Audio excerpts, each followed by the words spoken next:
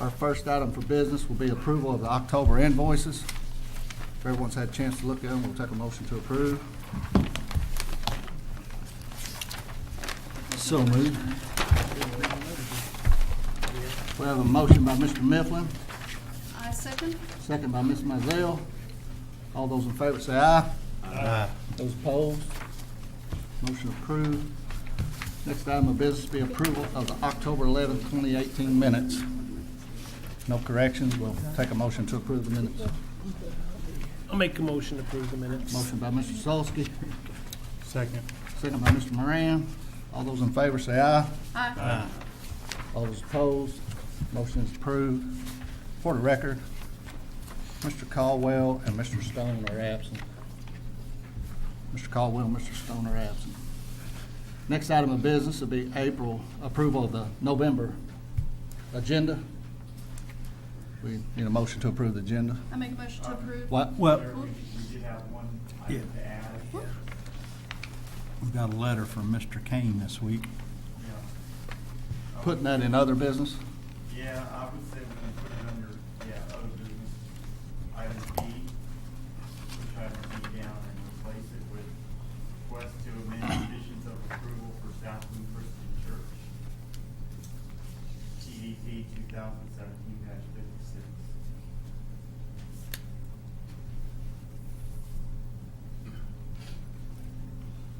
And we're also going to switch in under old business, A and B. We're going to do B before A. Any other changes, Joe? That's it. I make a motion to accept the agenda with the added changes. Motion by Ms. Mizell, Second. second by Mr. Smith. All those in favor say aye. Aye. Those opposed? Motion is approved. Items for postponement and withdrawal, just the one that's already listed, Joe. That's correct. Just PSP 2018-57, the Price Farm, that is postponed. Consent agenda. We had one there, didn't we, Joe? Yeah, we have item B under new business.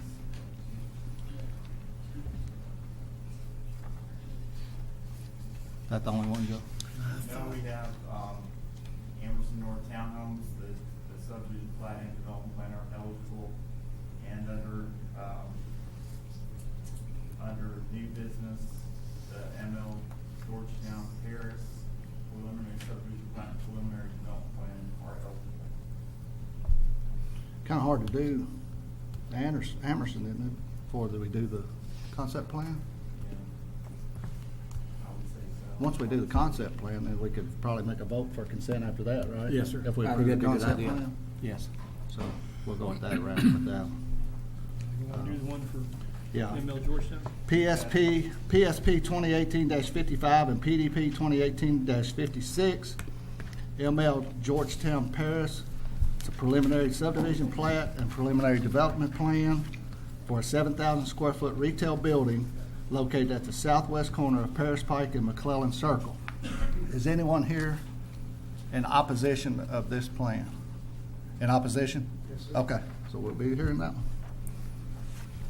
That sounds good. So there's nothing for consent at this moment. We'll keep this one in up here, maybe consent. Charlie, you want to swear everybody in? Yes, sir. Is everyone signed in to speak to an application tonight? Please stand and raise your right hand. No, you're good, Dale. Dale, you're good. Do you swear or affirm the statement you're to make tonight to be the truth to the best of your information and belief? Thank you. Yeah, I pulled mine. Our first application will be PDP 2018-51, the Emerson property amended concept plan.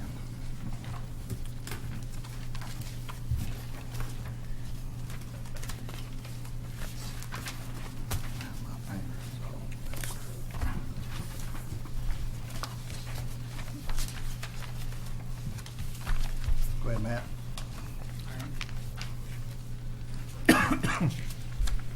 This application is for, as you mentioned, an amended concept plan for the Emerson property. The location of this project is east of McClellan Circle, south of Lemons Mill Road, west of the Harmony Ridge neighborhood, and north of the railroad tracks.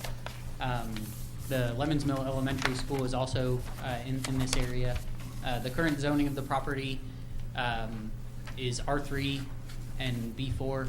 The R3 is our high-density residential, and the B4 is our community commercial. Both of those were approved, or all the zoning on this property was approved as part of a PUD back in 2010. The project site as a whole is between 90 and 91 acres in size. And access to the project site is either existing or proposed from Lemons Mill, McClellan Circle, Pleasant View Drive, and possibly the Lyle Road Soccer Complex. So this is just to give us an idea of the area we're talking about. This area highlighted in yellow is the area that we're going to discuss for the amended concept plan. So this is Lemons Mill Road here. We've got the bypass here.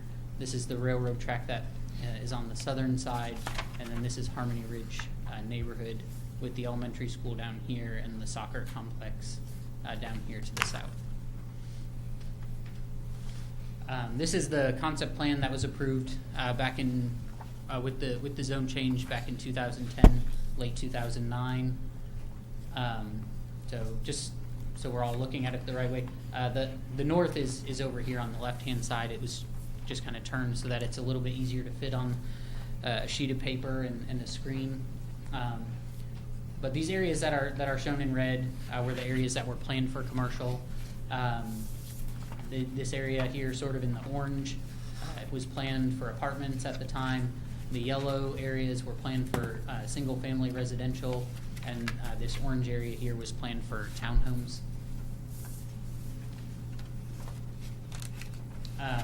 Looking at this current zoning of the property, as you can tell, or not, depending on how well you can read the zoning districts on this map, the property was rezoned basically in accordance with that concept plan, with the orange areas being our high-density residential and the areas with the cross-hatching being the commercial zoning.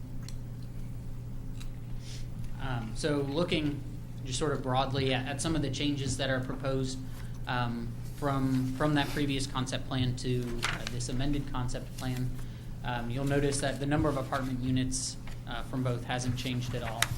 And really the only difference is that there are more townhomes with their current proposal, and there are no single-family homes with their current proposal. So looking at the total number of dwelling units, they are proposing to increase the total dwelling units by 103 units. And I've listed there at the bottom what that looks like as far as the gross density for that. They're basically shifting from 7.5 dwelling units per gross acre to 9.1. I believe at the workshop it was Mr. Wiseman who asked for some numbers on what that'll look like population-wise.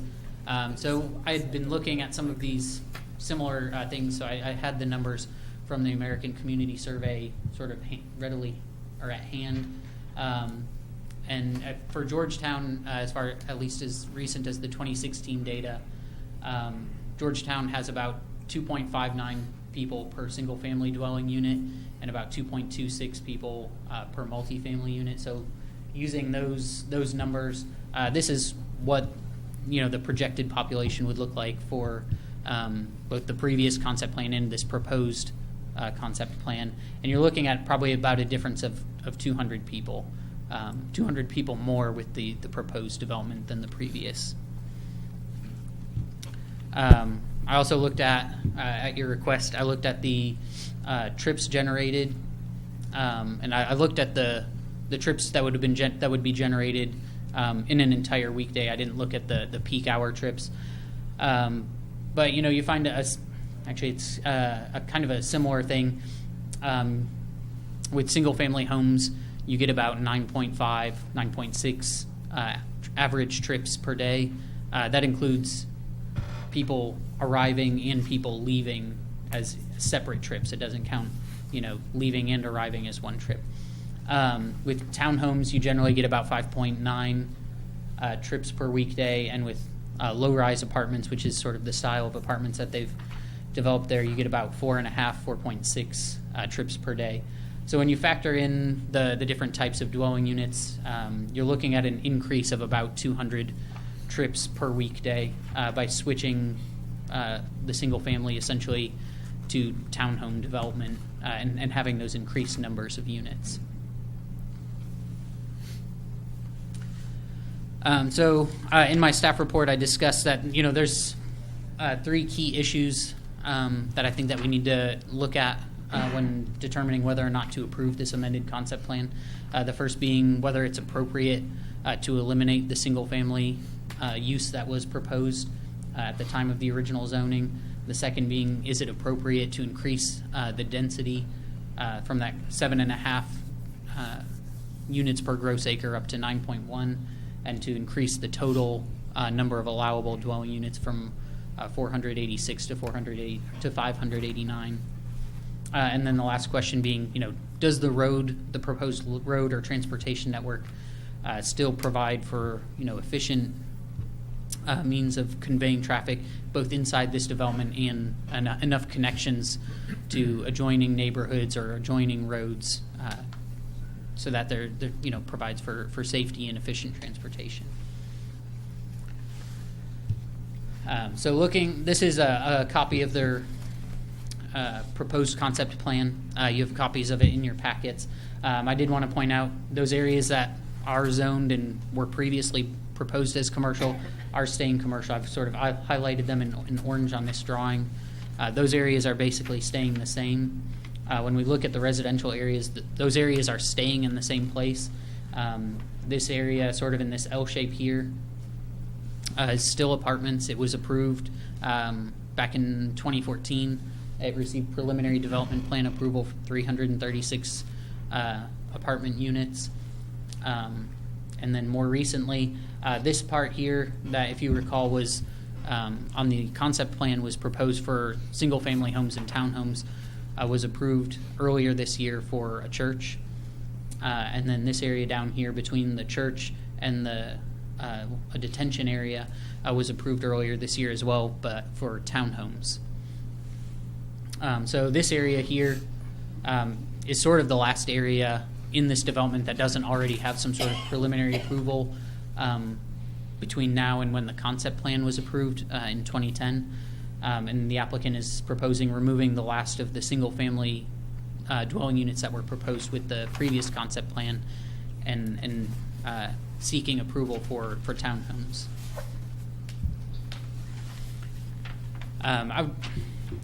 Maybe I should have included this later in the presentation, but I did include a slide here showing highlighting what the road network looks like for this development. You've got, I think this is Brayburn Drive or Road here coming off of Lemons Mill. You've got, I forget what the name of this one is. Is this Emerson Orchard? Yeah, okay. Emerson Orchard coming off of McClellan Circle. This is Pleasant View Drive coming off of McClellan Circle, and will eventually continue all the way through to Lyle Road. All of these roads that are in blue, as you can tell from the key, are proposed or have already been constructed as public roads. All the roads that are in red are proposed or have been constructed as private roads, and will be the maintenance of those will be the responsibility of the developer or property owner, and possibly in the case of the townhomes, it might be maintenance might be the responsibility of an owners association.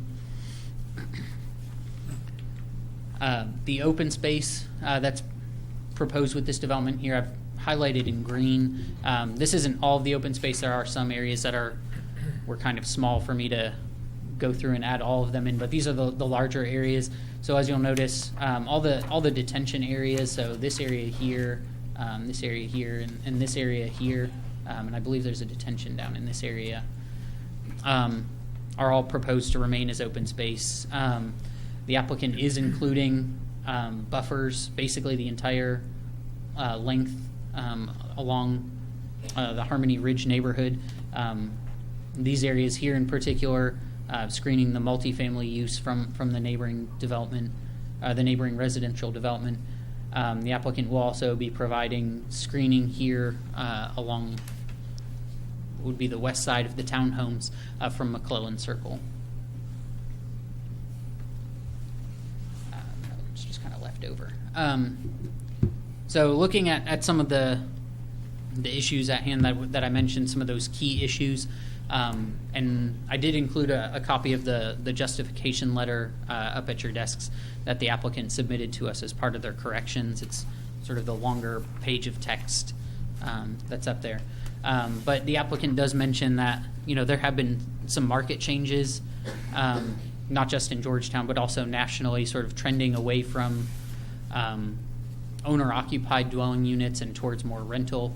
And you can kind of see some of that here with this chart that I provided. This orange line here charts the percent of dwelling units in Georgetown that are owner-occupied since 2010. This is a little bit different than the chart that I included in the staff report. This one fills in some of those gaps that were in that chart between 2010 and the present. But as you can see, basically since 2013, it has been decreasing somewhat, trending away from owner-occupied dwelling units, and that does seem to follow sort of a statewide trend where you can see a decrease from 2011 to present in owner-occupied dwelling. Now, I don't know if that market change is enough to justify, but there is a trend there where we are seeing fewer people sort of owning the dwelling units that they live in, and so there may be a need there to provide a different type of dwelling for the residents and the citizens of Scott County.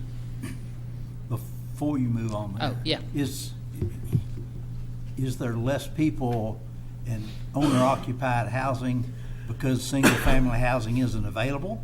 Is that why they're renting, or is it by choice? That is a good question. I think that there are single-family units available. We continue to see building permits pulled for construction of new single-family homes. There are currently lots and homes on the market. So I would suspect that it's probably mostly choice, but it could be some of both.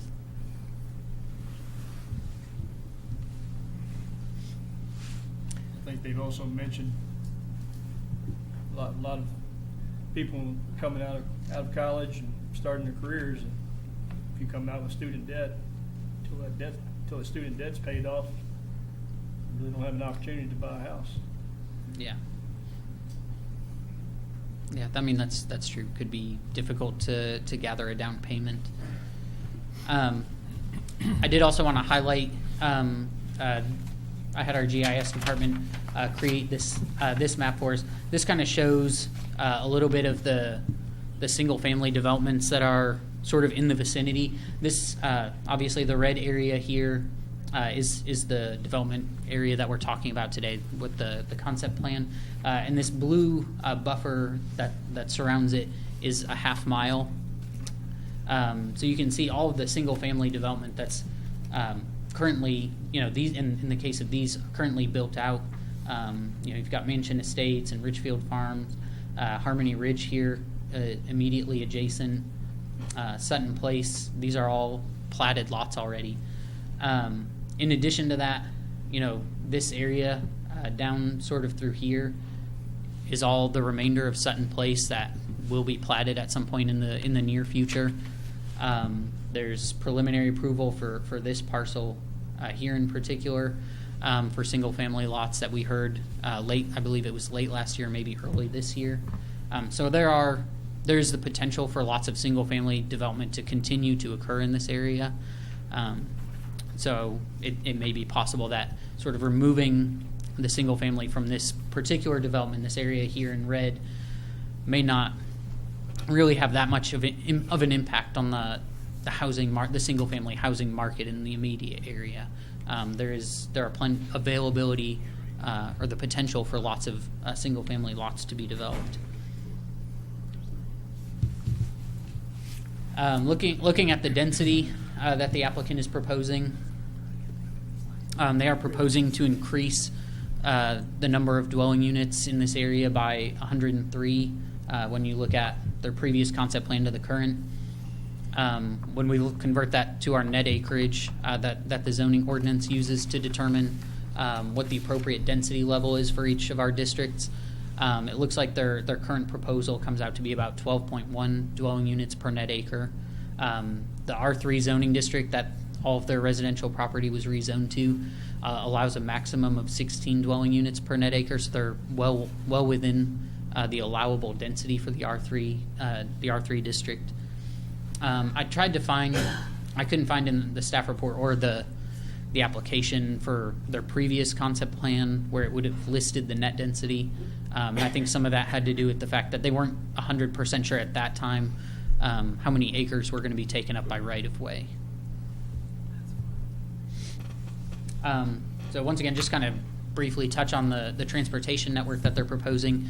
As I mentioned, it'll be a mixture of public and private streets. They are proposing to have sidewalks on both sides of the street, sort of whether it's public or private roads throughout the development.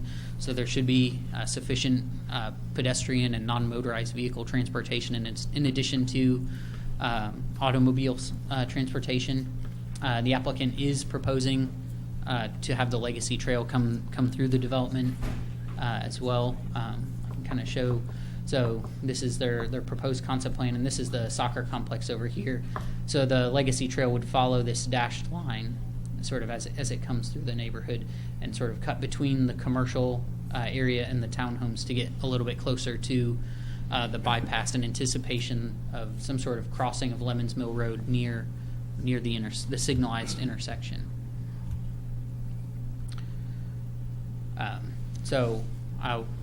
With that, I don't have a recommendation at this time on this application. As I mentioned at workshop, there's sort of a difficult decision to make. The previous concept plan appeared to meet all of the requirements of our zoning ordinance.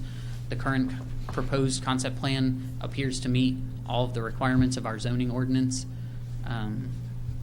So, I mean, in a way, it felt like choosing between two things that were appropriate. So, I did not make a recommendation. I did have these 4 conditions that should you approve the amended concept plan, I think it would be appropriate to attach. I did want to note, I think the applicant would like to discuss the way that condition number 2 is worded, but I can let them sort of get into that. And that's all that I had. Anyone have any questions for Matt from the commission? I'll just say a No. question or comment. Mhm. There seems to be an implication, and I've mentioned this before, in what is said, that because there's a demand for something, we are somehow obligated to provide for that demand. And I think our obligation is to provide what is best for the community. And I personally don't see why 200 more people living here would be to our advantage. I disagree with the idea that we ought to meet the demand. Okay. Anyone else? Thank you, Matt. Thank you. The applicant here to speak.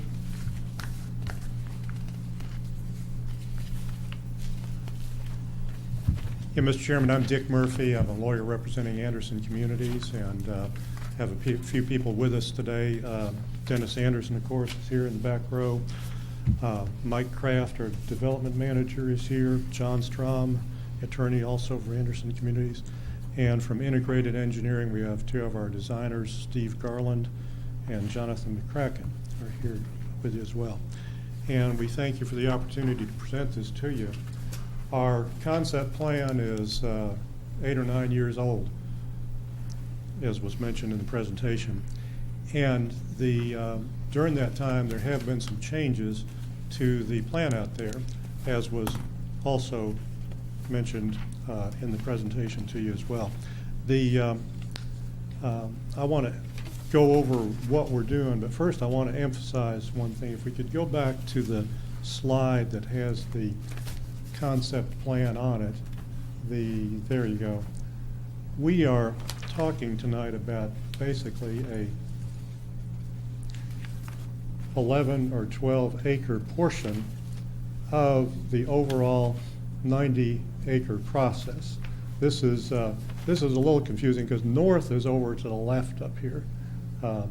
and the south is obvious to the right. And this is the townhouse area, which is just north of our commercial area off of Pleasant View. As I said, it's about a 9-acre parcel. In doing our amended concept plan, we had some changes in the past coming through, which actually impacted the concept plan, although we were not asked to amend that concept plan at this time. So we do clean up some items back here. For instance, we're showing the church here, which was not part of our plan back in 2010, but we're responding to a community need for a church, and that's going to work out real well for us. We have some other few changes that have been made, but all those have been approved by you on previous plans. If you look at your plan, you can show we note on the face of the plan on each of these when these particular pieces were approved. But we came in with the last vacant portion of Amerson Farm and have the townhouses coming in here. And we were asked to do the amendment to the concept plan to bring it up to where it is today, not just what we were asking for, but what has already been approved. But in doing that, we were asked to notify around the entire 90 acres. So when our letters went out, they're coming all the way around here, even though the real only thing we're talking about is this 11 or 12 acre townhouse area in the center. So we've got a much bigger notification area than the portion we're actually talking about. Now, there are a number of reasons for the change, and what we found is that there's a community need for these townhouse units. What we found is Dennis has about over 400, somewhere between 400 and 600 himself, vacant lots, which are now available or will be available for single-family detached residential construction.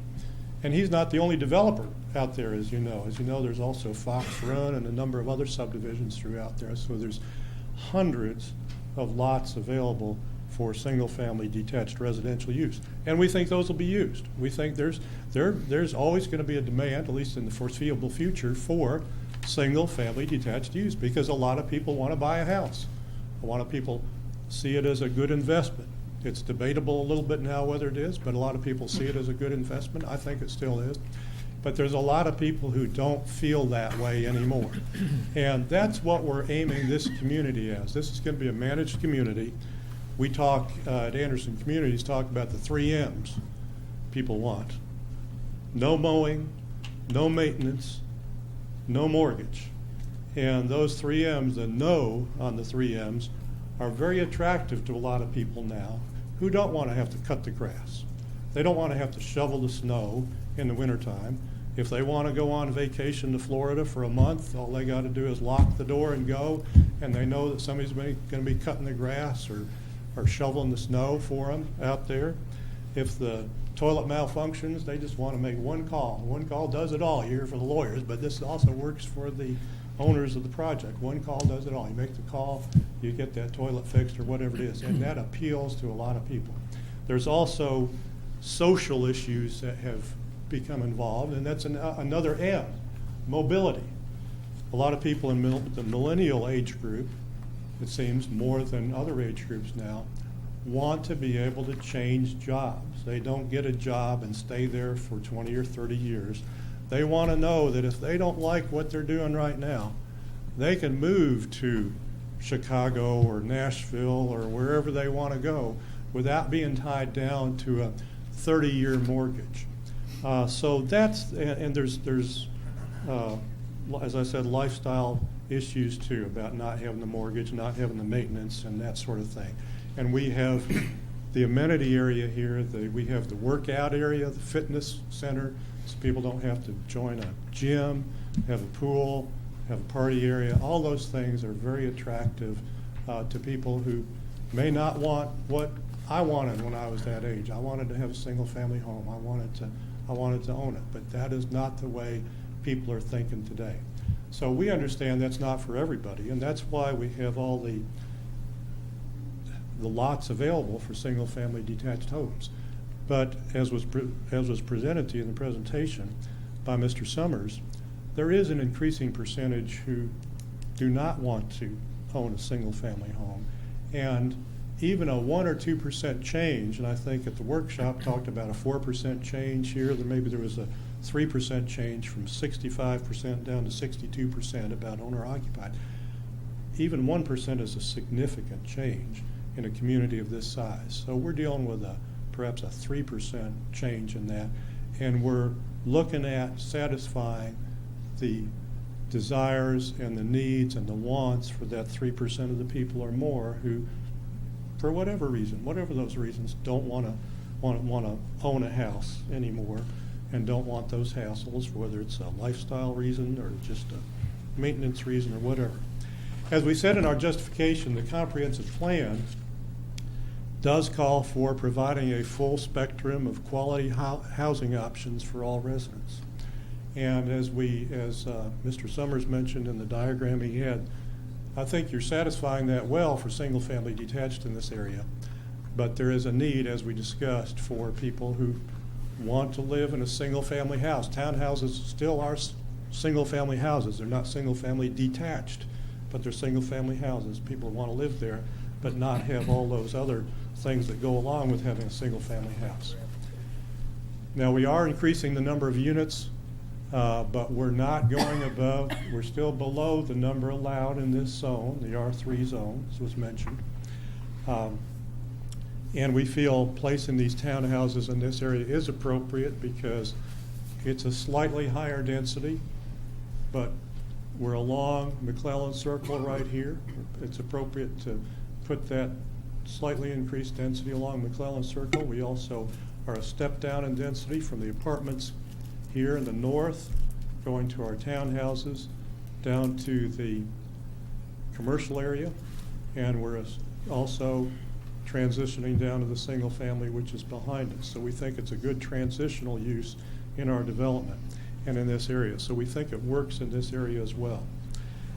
I want to mention traffic. Mr. Summers mentioned that we would have an increase, and I think using the math on his slide, it was exactly 185 trips a day using the highway transport, or the traffic engineer's book, 185 trips a day.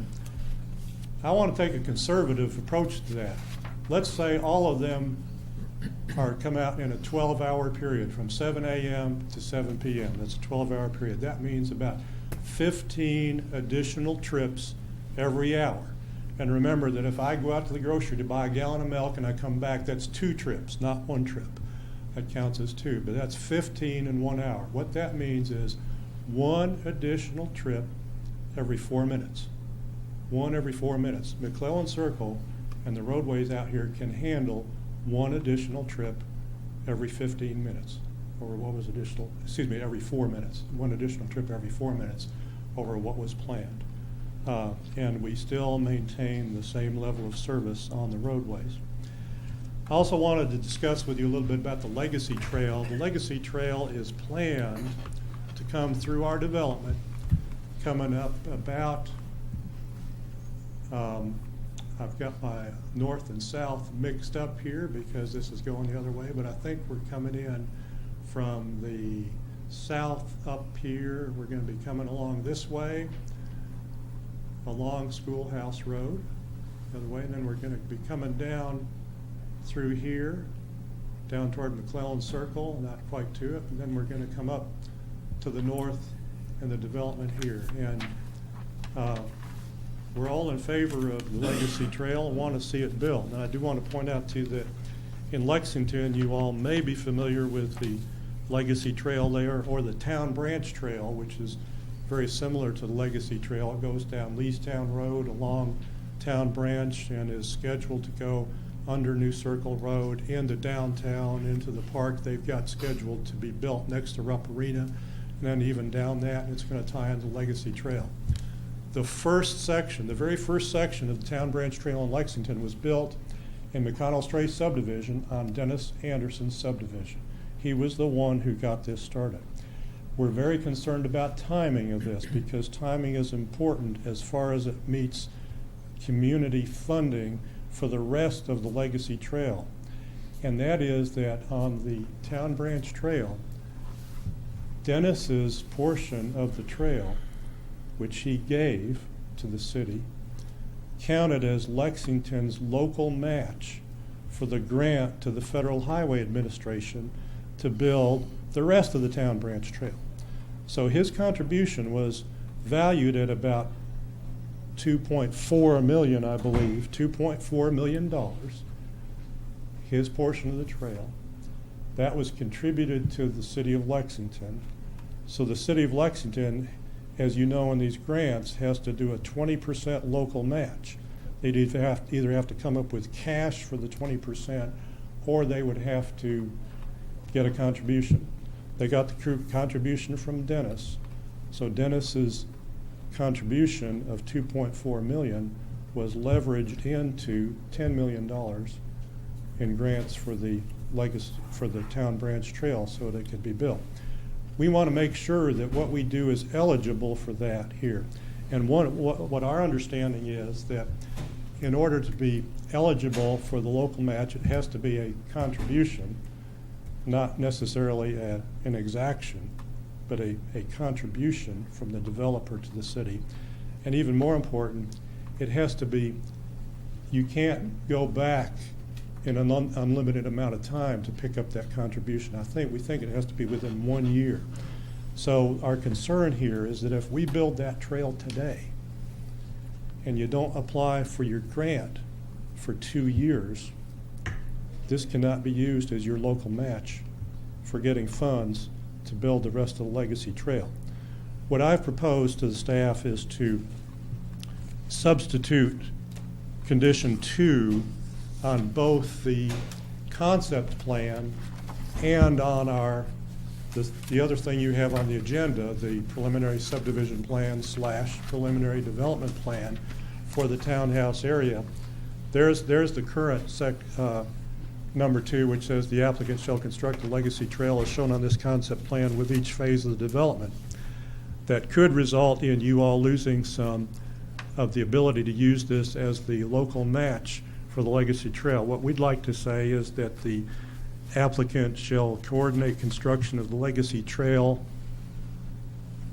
we made a change to it, through the project site with the appropriate local agencies so that we can use that and make sure we get the right timing and the right way to contribute this to be local match. The worst thing that could happen would be we build a trail, a short trail to nowhere that doesn't connect up going south and doesn't connect up going north.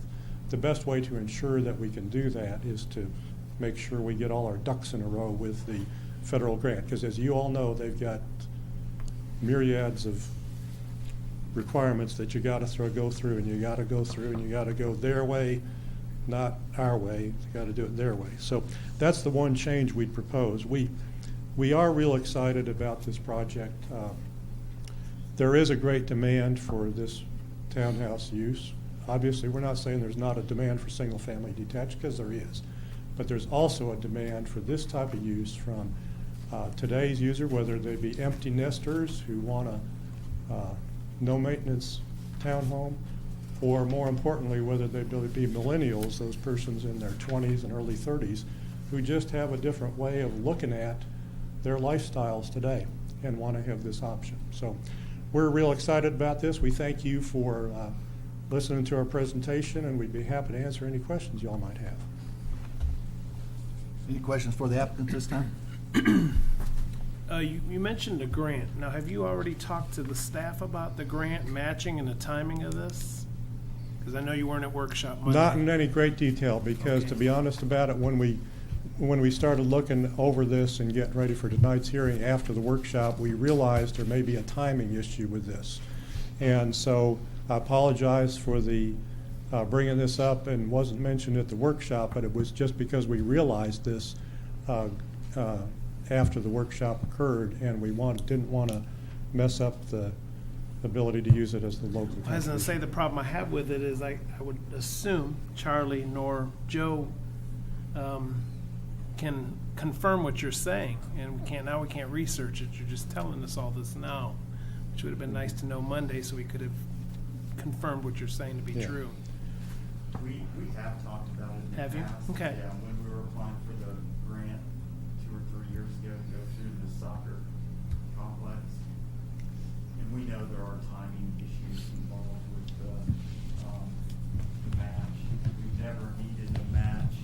We've never applied for the whole section. We've never had a match to be able to do that. But, I mean, a match of this size, we could potentially apply for the whole thing. Because I'm in favor of trails. I love trails. It'd be a great concept plan, but again, I didn't know any of the facts ahead of time, and at this, I'm Dennis Anderson. I'd like to address that a little bit. Keith Lovin in Lexington does the trails, and he would be glad to share with you the process and help, I'm sure.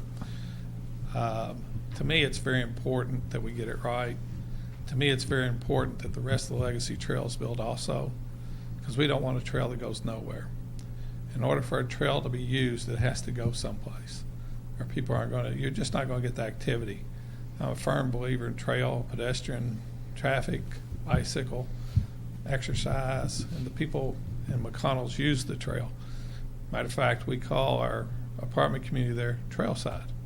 It's a great amenity, it's a great attraction, and it's used. And again, I like to reiterate the timing of this, the leveraging of this for the rest of the legacy trail is very important to me. well, and I know we've in the past, I think I've been on this commission, I think 3 years now.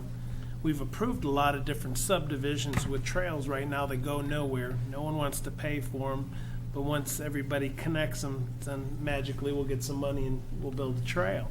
But it's interesting because a lot of developers come here and said, we'll donate a little section of land for your trail, but we won't pay for anything. So this is the first time I've heard anybody say and talk about grants would be a great thing as long as it could come to fruition.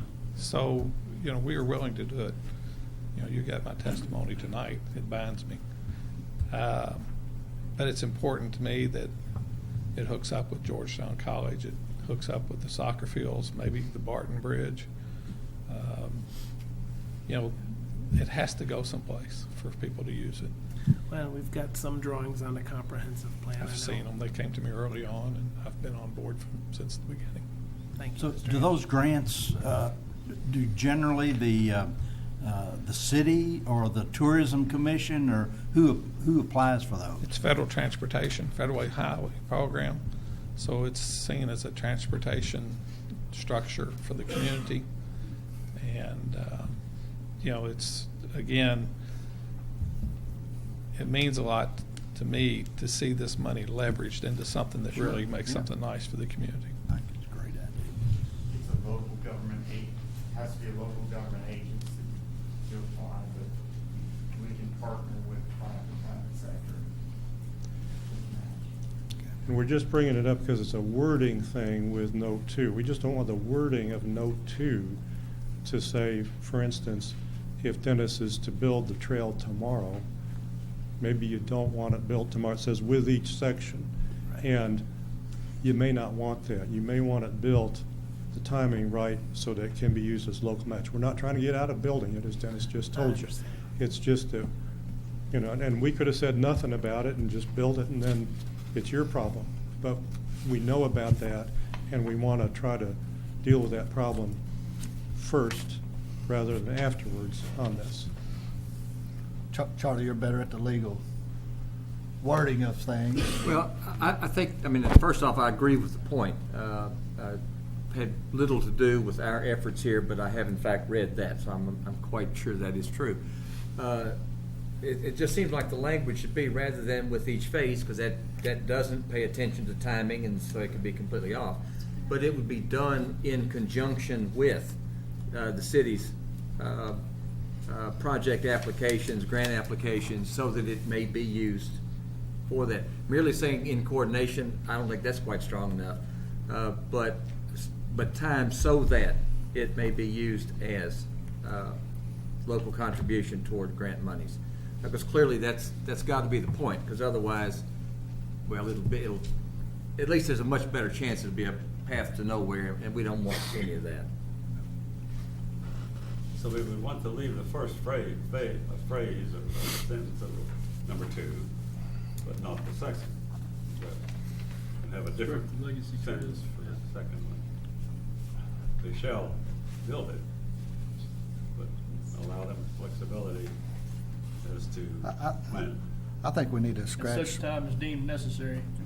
I think we need to scratch with each phase of the development Yes.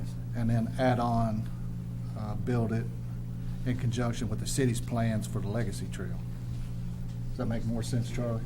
Yes, sir. Do we need to mention something about to utilize federal grants? If I may, I was handed, the applicant shall coordinate construction of Legacy Trail through the project site with appropriate local agencies, and I'd just like to add to that, in order to utilize this trail section as local match for trail grant applications. that sounds. Yeah, that would help people remember why we did it. We agree with that wording, yeah. Yeah, that sounds better. Is there any other questions for the applicant?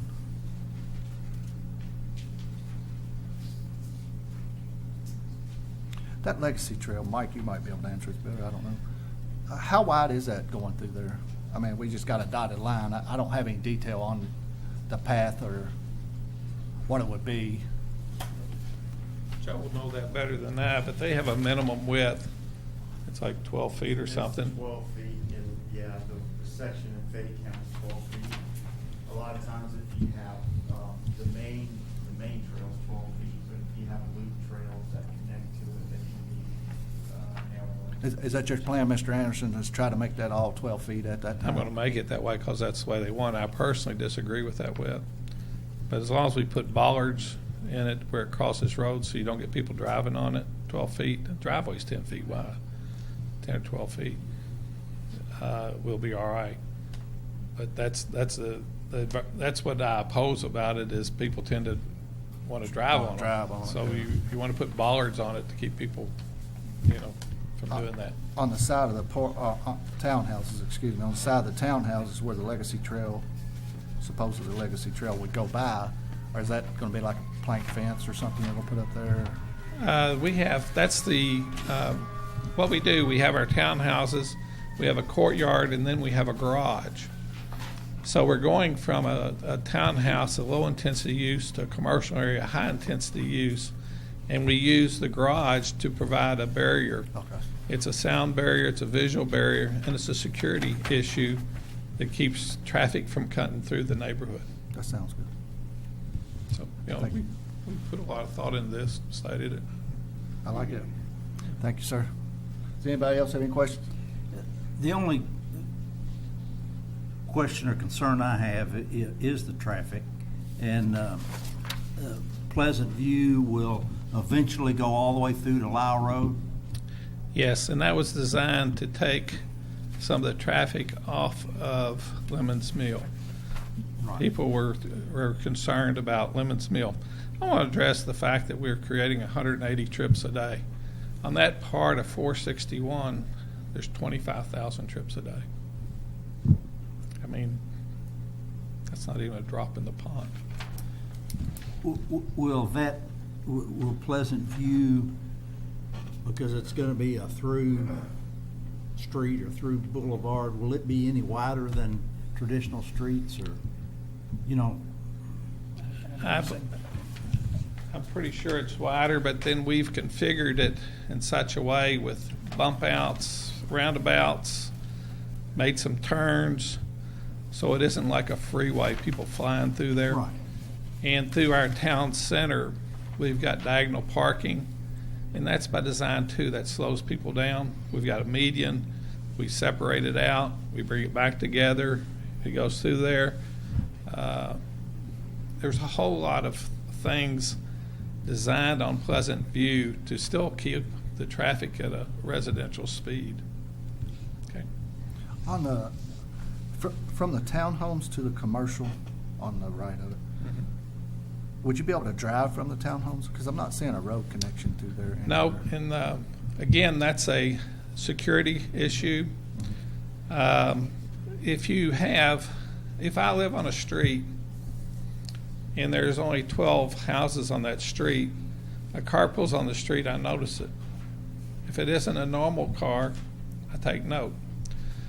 If you have a community like that and you're bringing residential traffic or highway traffic to a residential area to get to a commercial area, you've got a lot of outsiders coming through that area, and people become a little reticent to take notice because it's not an outsider.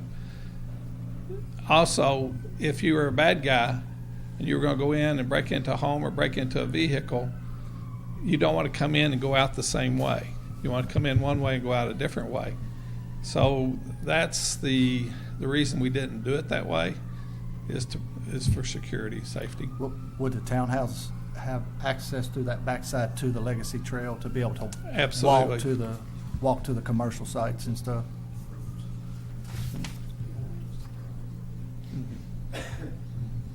What was your question, sir? Just walkability from the townhouses to the Yes, the commercial side. walkability's there. It's just to cut through traffic. And there is a circuitous route through there. We did that intentionally. A what? Circuitous. It's not direct. You have to be somebody in the neighborhood to know the way. Okay. So we wanted a way that people who live there could go to the commercial area without going out on the bypass. But we didn't want people to come down Lemon's Mill and cutting through. We want them going to the bypass and come Yeah, back in. yeah. I agree. Okay, I agree. that's the road was built to handle the traffic. And again, it's a bad guy's dream, come in here, do his mischief, and go out there. With it just being one way into the townhomes, was at TRC, was the fire department and stuff okay? There's more than one way. There's more than one way, but it just isn't. Oh, okay, yeah, you can come in off of Lemons Mill also. Yeah. Yeah. Okay. Okay. So, It's hard to see on this little plan we got up here. right, I understand. I'll be able to see better. The red is private streets. Okay. So the red and blue are those streets. So up there at the top, they would be, there's an entrance up there into the townhomes. Disappointed. It's hard to see. Yeah, there's a public road that loops on the southern side. Okay. That comes off of Emerson Way? Yes. Okay. Yeah, and connects up to the schoolhouse. Okay, all right. There's a little cut through right here. Uh-huh. Yeah. So people living here can cut through there, but here's the major road, okay? What we didn't want is these people zooming through this Yeah. residential neighborhood, okay? We didn't want people to come through here, cut through here, do whatever they're gonna do and zoom out. Where's the second entrance into it? Is it up at the There's an top? entrance here, there's one here, and there's one here. Okay, so you got three.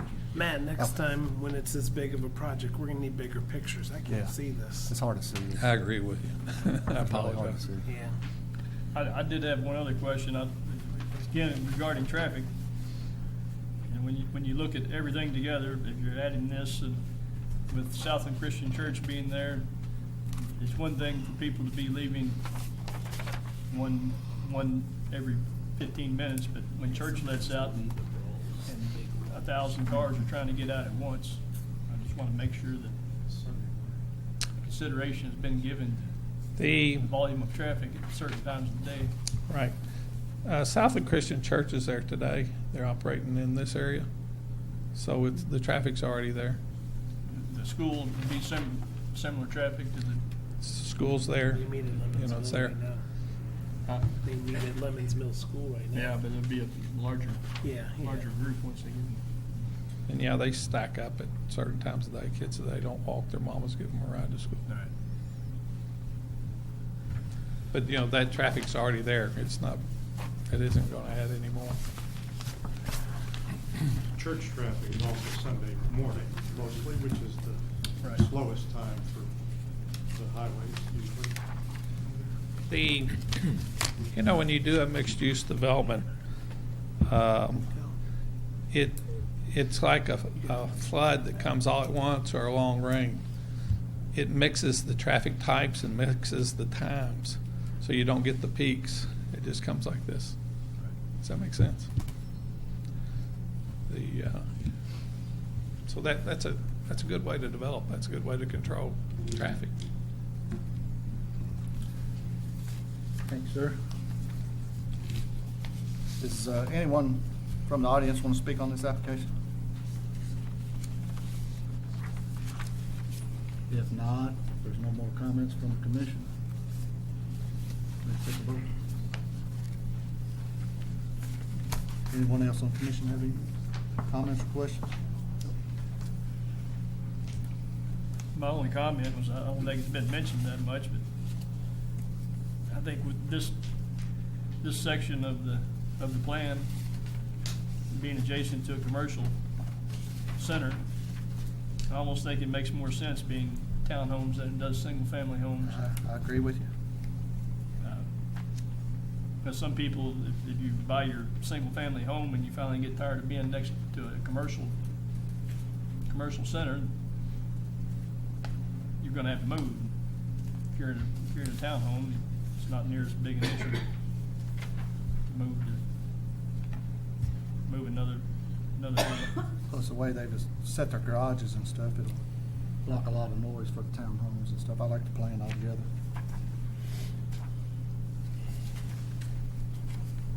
Ready for a motion? Yes, sir. I move that the commission accept PDP dash 2018 dash 51 with the change to the second condition as stated by Mr. Perkins. Well, If you like, Mr. Chairman, just for clarity, I'll say it again right quick, Yes, just sir. to make sure we're right.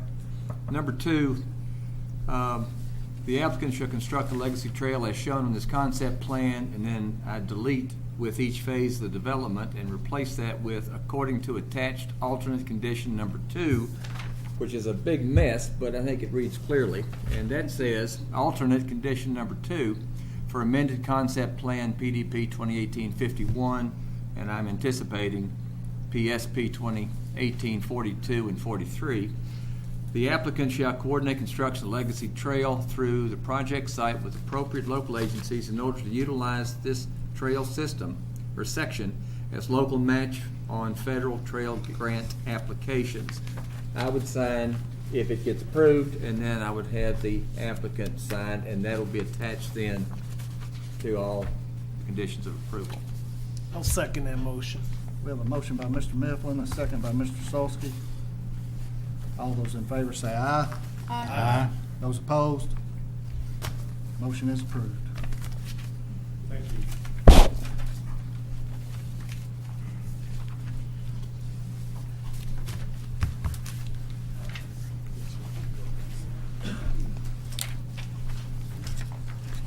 Our next item on the agenda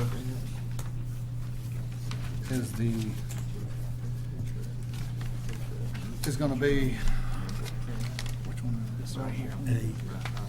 It's gonna be PSP 2018-42 and PDP 2018-43, the Amerson North Townhomes, which is preliminary development plan and preliminary subdivision plat for 136 townhome units and associated lots located east of McClellan Circle, south of the apartments, and west of Harmony Ridge.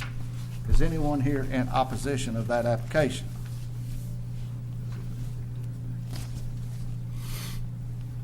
If there's no one here in opposition of that application, we will consider it for consent. Charlie, was there anything in that language on this application, on the preliminary, that we need to change? Oh, yes, I've got that noted here as well, Mr. So it's Chairman. number 2 on this one here, so it Yeah. would have to be changed on this. But it's got the same language. So it would be It's the language you instead just of- stated. Same thing. It says the applicant shall construct the section of Legacy Trail shown on preliminary development plan instead of the concept plan. And then I've stricken when the townhouses are built, take that out, and replace it with according to attached alternate condition number 2, which is what they're just now signing and which is gonna be attached to all these conditions. So has everyone got that clear? So we don't have that misunderstanding. So I'll make a motion to approve consent, PSP 2018-42 and PDP 2018-43, I second. with said changes. Motion by Mr. Solsky for consent. Well, I don't even have to write this one up. A motion by Mr. Solsky for consent, second by Ms. Mizell. All those in favor say aye. Aye. Those opposed? Motion is approved. Sign this page. Next on the agenda is ZMA 2018-54, the Stamping Ground Used Car Lot. It is a zone change. I will have to recuse myself on this application. Mark?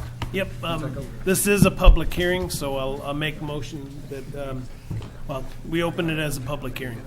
Okay. Do we need a motion, Charlotte? We need a motion to go into, or to open it as a public hearing or no? No, you just Yeah, declare just open it that. as a public hearing. Go ahead, which I did. Go All ahead. right. You ready for me to start then? Yes, sir. All righty. This is a zone change request in Stamping Ground for a vacant lot, 0.159 acres in size. On the staff report, I've noted it as 9.94. Yeah, I got that from the previous applicant, so it's actually a bit smaller. It's 0.159. This property is located north of Woodlake Road and in pretty much in the center of Stamping Ground near Main Street, north of Main Street, or north of City Hall. This is the lot here. It's a graveled lot, essentially. It had previously been used as a used car lot. That used car use was lawfully non-conforming since the property is zoned B1 neighborhood commercial that doesn't allow used car sales. That use stopped for a period of time and the lot lost its lawfully non-conforming status. So to continue to use it as a used car for the used car use it was previously used for, the property needs to be zoned to B2. That may or may not be the only reason the applicant is asking for the zone change, because B2 allows other uses, but that is why we've titled the application Stamping Ground Used Car Lot. So, future land, first thing we look at when we have a zone change is KRS requirements for a zoning map amendment. Essentially, KRS requires either the amendment comply with the existing comprehensive plan, and if it doesn't comply with the comprehensive plan, the applicant must show that the proposed zone either would be a more appropriate zone for the property, or that there have been changes of a physical, social, or economic nature in the area that would justify the zone change to the requested zone. This property is planned for commercial in the future land use map. The comp plan was updated last year. Future land use map was updated for Stamping Ground. This whole corridor along Main Street was designated commercial. Now, commercial land use is not commercial zoning, so commercial land use designation would allow any of the commercial zoning categories. So any neighborhood commercial, there are 5 in our zoning ordinance. The lowest is neighborhood commercial. The most intense is really highway commercial, because it allows essentially all the retail, all the general commercial uses. You can make the argument that B4 and B5 are a little more intense. B5 allows some light industrial uses. B3 is downtown. So there's a variety of commercial zone districts. Asking for any of the 5 would generally be in compliance with the comprehensive plan, since it's planned for commercial. The zoning map for Stamping Ground, you can see the lighter pink is B1 neighborhood commercial, so most of Stamping Ground is designated neighborhood commercial. There are uses within that neighborhood commercial that don't comply with the current B1 zoning. So there's a grocery store, a large grocery store there. That would not be allowed in the B1 zone if it was were to come in today. There's a gas station there at the corner. That would not be allowed in B1 if it came in today. So there are a multitude of uses. You can see the one new commercial use in Stamping Ground over the last 10 years or so is the Dollar General. They had to rezone that property to B2 in order to get that use there.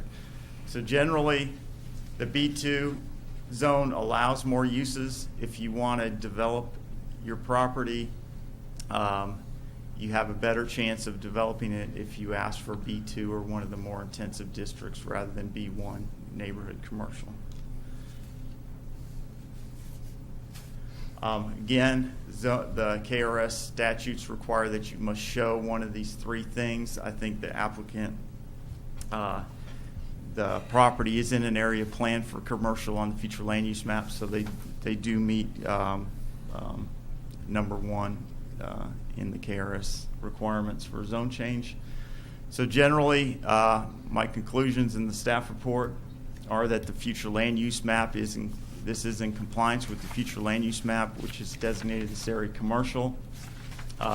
Change in intensity of use from B1 to B2 could be seen as appropriate if it was judged the past used car use of the lot was appropriate in the area. So B2 would be required to bring that use back, or to bring any more intensive automobile-related use.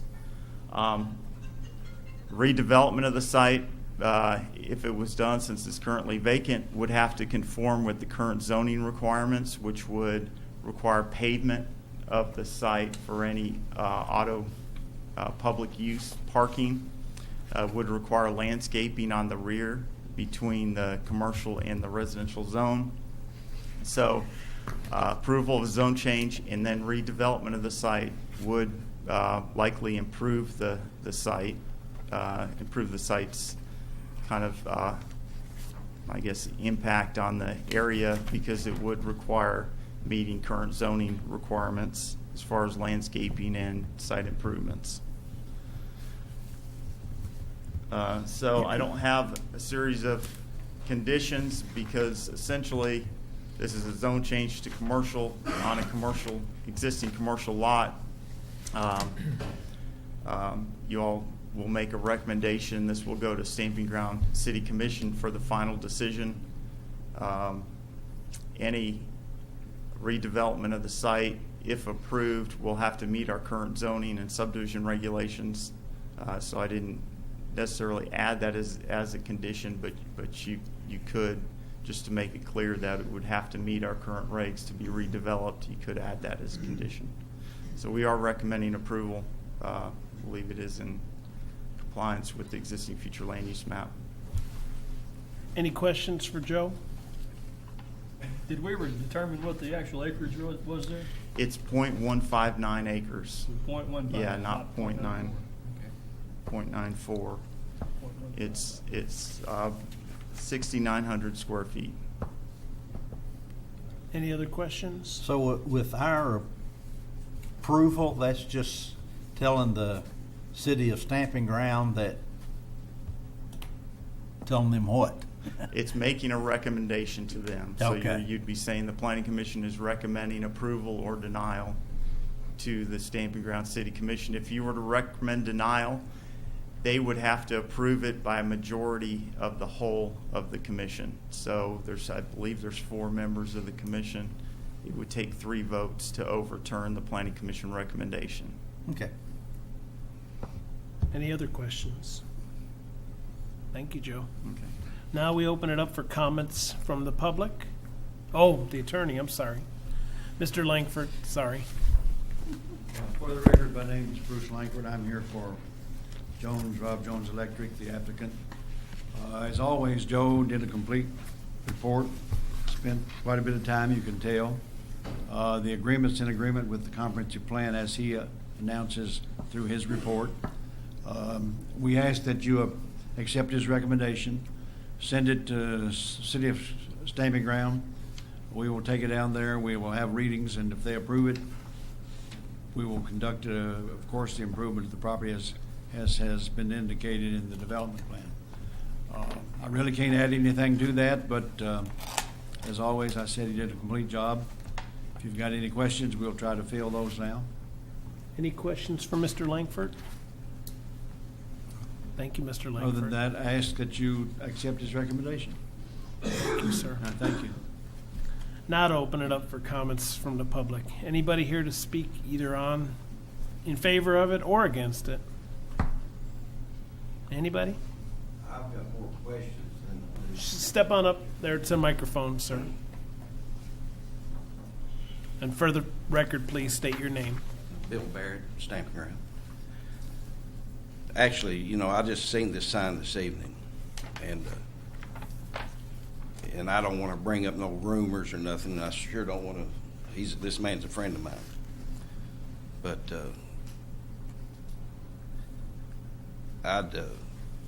I've got questions on, like it says, for adult uses. Does that mean a bar? Because there's been word spread around town that this new commission might be pushing to legalize alcohol. Unfortunately, I think as a commission, we just approved the zone change. We don't mandate what Mr. Jones builds there, so, right, correct? Yes, everything that's in the list of B2 uses in our zoning ordinance or things comparable would be approvable. Right. So if it fits in B2, that could in fact be put there. Now, how visible does this sign have God to be? bless you. Because I don't think a lot of people in town have seen it. Like the sign you put up. Oh, I don't know. Yeah, I don't recall the actual measurements. It isn't a huge sign, but it's got to be visible from the road. Is it like a shrubbery or something's blocking it, or a flag? Or Well, it can't be blocked. No, it's got to be visible from the road. Matt, do you have a picture of it by chance? Okay. We've got a picture of it. It was took this evening. Yeah, I was gonna say. But I mean, what I'm saying is I don't think people in town has really seen, a lot of people know about it, and I don't want to base this on any rumors or nothing because it's. But there has to also be mail notification, correct, Mr. Langford? Yeah, the Charlie, what's the radius that has to be mailed out? We've got it on there. Yeah, is Right it here. on there? Yeah. There, all these properties that have touched that within this Within yellow that circle radius. received A notification that it was written their zone notification. change. Yeah. And you're more than welcome if you want this map, or Mr. Langford could show you there. No, I'm not here to start any trouble. No, I've got a 13-year-old It's son lives public, on Main Street. open and, public hearing, so. And I've heard that, the commission's gonna try to get alcohol down there and everything, and this might be a conflict of interest if a bar ends up there. Yes. And I just wanted to make that public, but Rob, my family's good friends with him. We don't want, but I do have a kid growing up in that town. So there's the sign right there. Yeah, and that is a standard sign. That's precisely what is. I mean, they can make it bigger, but that is. Well, the picture I've got, the flags hanging down in front of it. I took it about an hour and a half ago. My phone's running down. Do you want to see it? Yeah, I mean, I don't see a flag. I don't- I mean, There are more than one sign. Is there a couple signs out there? I wouldn't think so. Just one sign? Okay.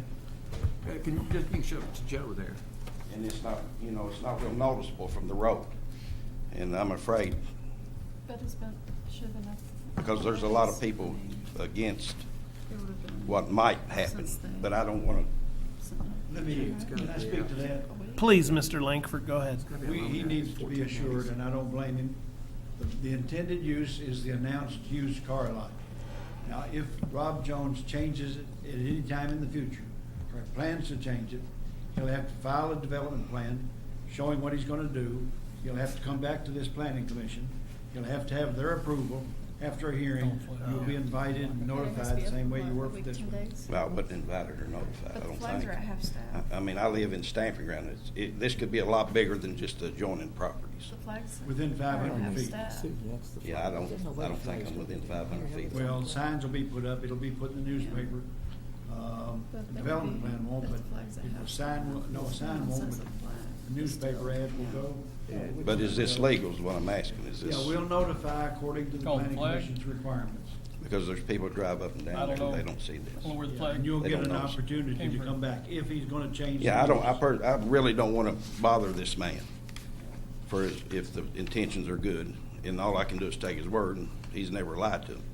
But I just want to make sure that, because I just noticed it this evening. When they do, and this is for a car lot, if it was to become a Well, they restaurant said or a for car lot, but could be used for different retail or things. whatever, then it would probably have, it would have to come back. Have to come back and show them. Okay, well, I have no problem. Thank you, Mr. Barrett. Anybody else here speak against or for? Please state your name and address. Dolores Reynolds. I live in Purcell, Smith. I'm short. And I had a 6-foot husband. What I'm concerned about is I have a big lot right next to that, across the street, going up sideways. I don't think that would be a place to put a bar or anything, if that is true. So I'm not for it. Okay, thank you. Anybody else here in favor? Come on up, sir. And we might just be able to move the microphone for you. Joe, would you help him out? My name is Dale Perry. I'm from Stamping Ground. And I'm kind of like Bill. I don't really want to push rumors that are going around town, things like that, but there are fears. And the thing Mr. Kane showed downtown, out of 18 of those between Woodlake and Mulberry and Locust Fork, 18 of those, 13 of them are commercial use only, but they have people living in them. The problem that happens down the Stamping Ground is it gets zoned a certain way, but it's never enforced. You know, actually the lot that's right next to this proposed lot is zoned as a commercial restaurant. It has a cabinet maker in it.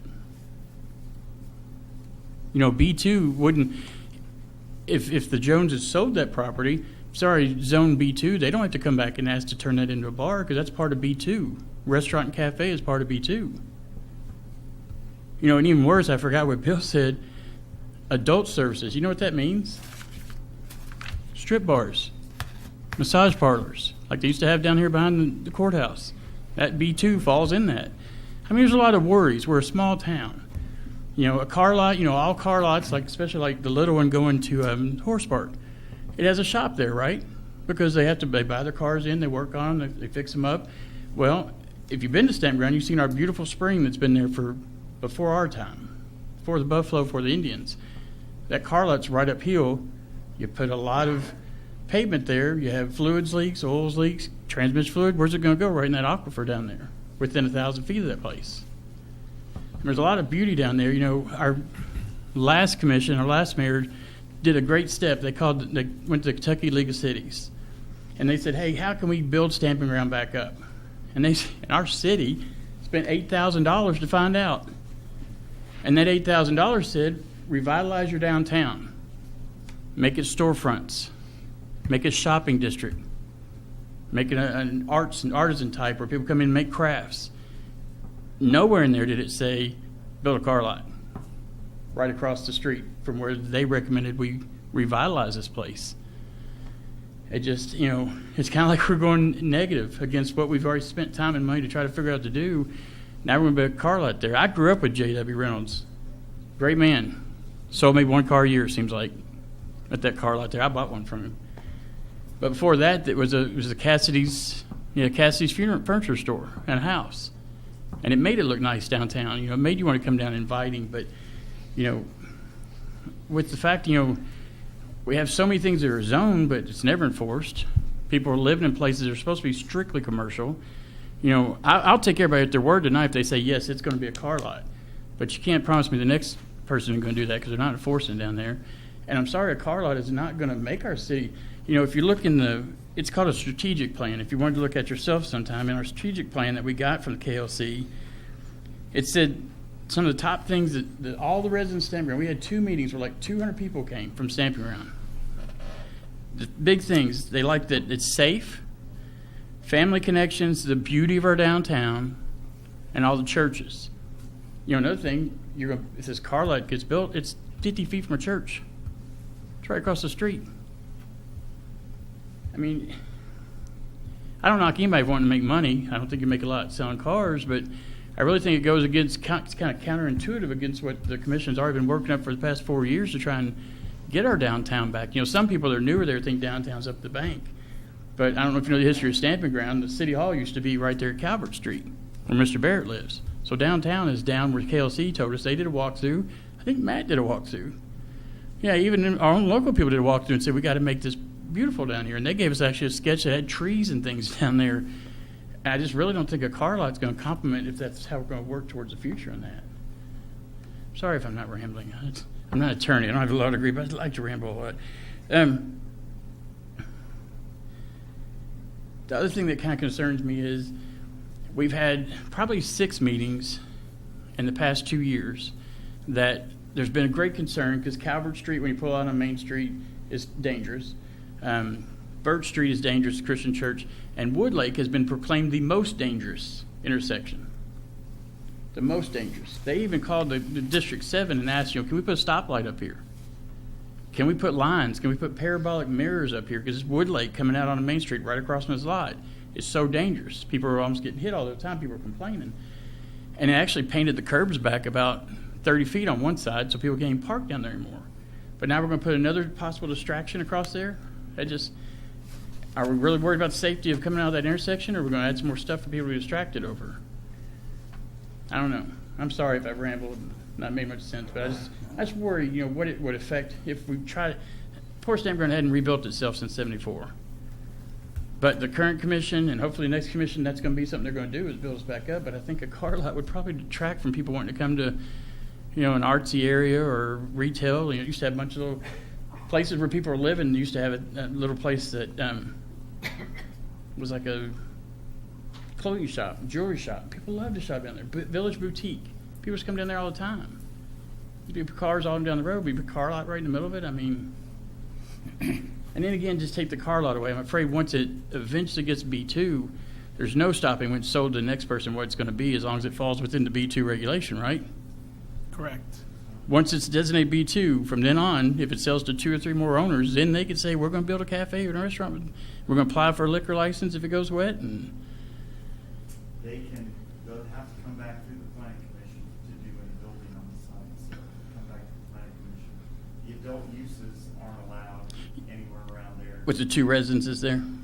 The residences, the proximity to the park, the proximity to the church, there's only, I think, 2 spots in. Oh, that's good to know. That's a pleasant thing. But I would still argue if there was a restaurant that had liquor there, it's 50 feet from a church. It's a little tacky. Maybe not in Lexington or somewhere like that, but that's pretty tacky here in Scott County. I think if the liquor sales were allowed in Stamping Ground, the grocery, the Dollar General, any. Oh, I'm sure they'd take off with retail it. operations could Yeah. Gas stations. I guess if the only point I can make is planning zoning is great, but it's not really followed. We've got people living, I don't know if you remember, the apartment burned down about 5 years ago. I kicked the door in and went in with the first other firefighters to put that fire out. We didn't really worry about next door because it was supposed to be a business. And then finally we said, we'll kick the door in. We kicked it in, and it was a home. Somebody was living in there. And we're like, well, you know what? We should have kicked that door in first because if somebody's living there, instead of worrying about this one over here, but they don't follow it and keep it going and make sure the right people are in the right places. I'm just worried where it could end up. That might be part of your issue, though. If you're going to revitalize your downtown, you've got to get the businesses started. Yeah, it is. If there are no businesses there, they're probably going to be used as residential. Yeah. And Would you want to have a clothing store across from a car lot? It's a small town. you all can influence a lot of what happens there. Yeah. It's your community, so Yeah. when this comes to the Stamping Ground City Commission, you can voice your concerns there as well. And then, I did have one other question you might be able to answer. Sorry, that came to my mind when you said something a second ago. On this, since it was so small, because it is smaller than when I saw when I looked it up, so is it that small? If it was a building, it had to be a pretty small building, right? Unless they got some type of variance or something. They combined some of the neighboring lots and the larger. So they could conglomerate, put them all together. Correct. If somebody owned 3 or 4 properties at once, they could put those 3 or 4 properties together. Correct. That scares me. right now, you're talking about 0.159 acres. What'd you say it was, Joe? 6,000 square feet? The lot is 6,917 square feet. 6,900? It's fairly. And the lot owned by the same owner next door is as big, and it's already zoned commercial And restaurant. if Rob does build a car lot there, it's not gonna be just a gravel lot. It'll be paved, it'll have landscaping, it'll have lighting. Yeah. It would have to follow our It ordinance. will look, I mean, it should be fairly attractive. It won't be just a gravel parking lot. Well, and the paving's a little scary. I know it's a small lot, but the paving's a little scary too. When they put Commonwealth in, it's like a watershed. I don't know if y'all saw the news a couple of months ago, but Stamp Ground flooded. We had to carry people out of their houses. You know, we don't need a lot more pavement put in places. It's on a slope going right down into our drain. I mean, Well, all we're being asked to consider is the zoning. It's just the change, zoning. yes, yes. not the design. I just want to give us That's a some separate issue. background about, yeah. Thank you, Mr. Perry. Thank you, Mr. Sussman. Anybody else want to speak on behalf or against this application?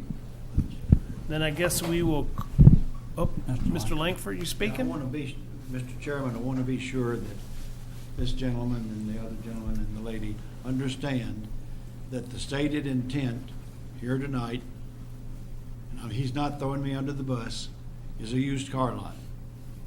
That lot's too small to do most anything commercial.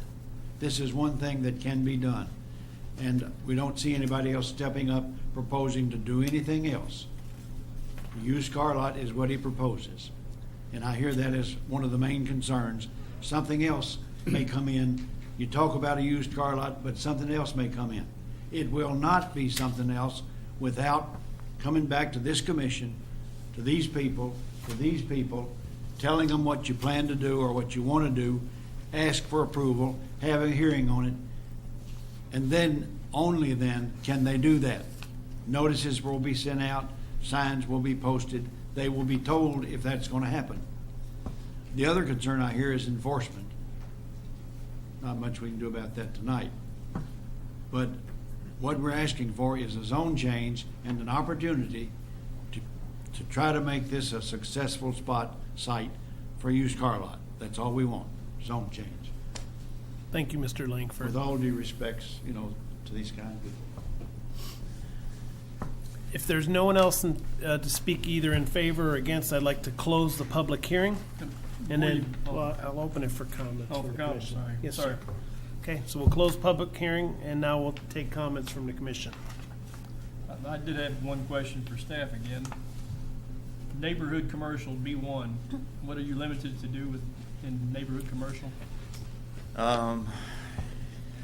It's retail for the neighborhood consumption or office type uses. So, I mean, barbershop, I mean, it's kind of, it's not strictly, we don't have a list of uses that are allowed. It's more how it's been interpreted over the years, but retail for neighborhood consumption or light office. It's uses. supposedly not something that requires you to drive to it. Yeah. So No it's very small in automotive scale. no automotive related uses, no drive-throughs. So you got to walk there. I mean, it could be a realtor's office, could be a dentist's office, could be any type of professional office. Small Could be convenience store, something of Yeah, that sort. something. Any other comments? So, a car lot wouldn't fit under B1? You couldn't walk to a car lot? It's never been a use that's been allowed in the B1. Okay. Yeah, So- the ordinance has always said something to the effect of not auto-related. No. Okay. Yeah. So that would not fit. All right. Whether it was an auto repair, if it was an auto repair garage, that would have to No. be B2 as well. Yes. So apparently, several things that are probably grandfathered in. Oh, yeah, there's quite a few. Yeah. Are operating I mean, under the fact- B1, but if they ever ceased operations, Right. they probably wouldn't be allowed to. Yeah, reopen probably the since the tornado, there's been a lot of non-conforming uses maintained in town. So does the city commission there, are they the ones that would enforce that, or does it come back to us? It comes back to us as far as enforcement of illegal uses. If there's a commercially zoned property that somebody's living in and it's clearly illegal, so they've taken out, kind of essentially moved into the building, haven't gotten any building permits, and can be shown that they haven't been there for 10 years, and we can prove that, then we can rectify it. Yeah, we can kick them out, we're complaint-based, so if somebody were to complain about somebody, we'd start an investigation and see if we can determine whether it's lawfully non-conforming or illegal.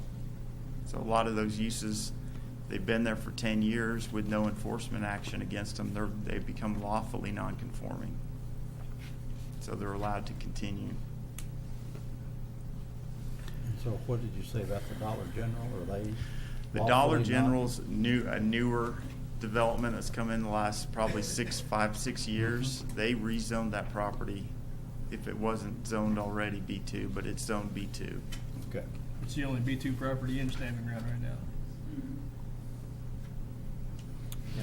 Joe,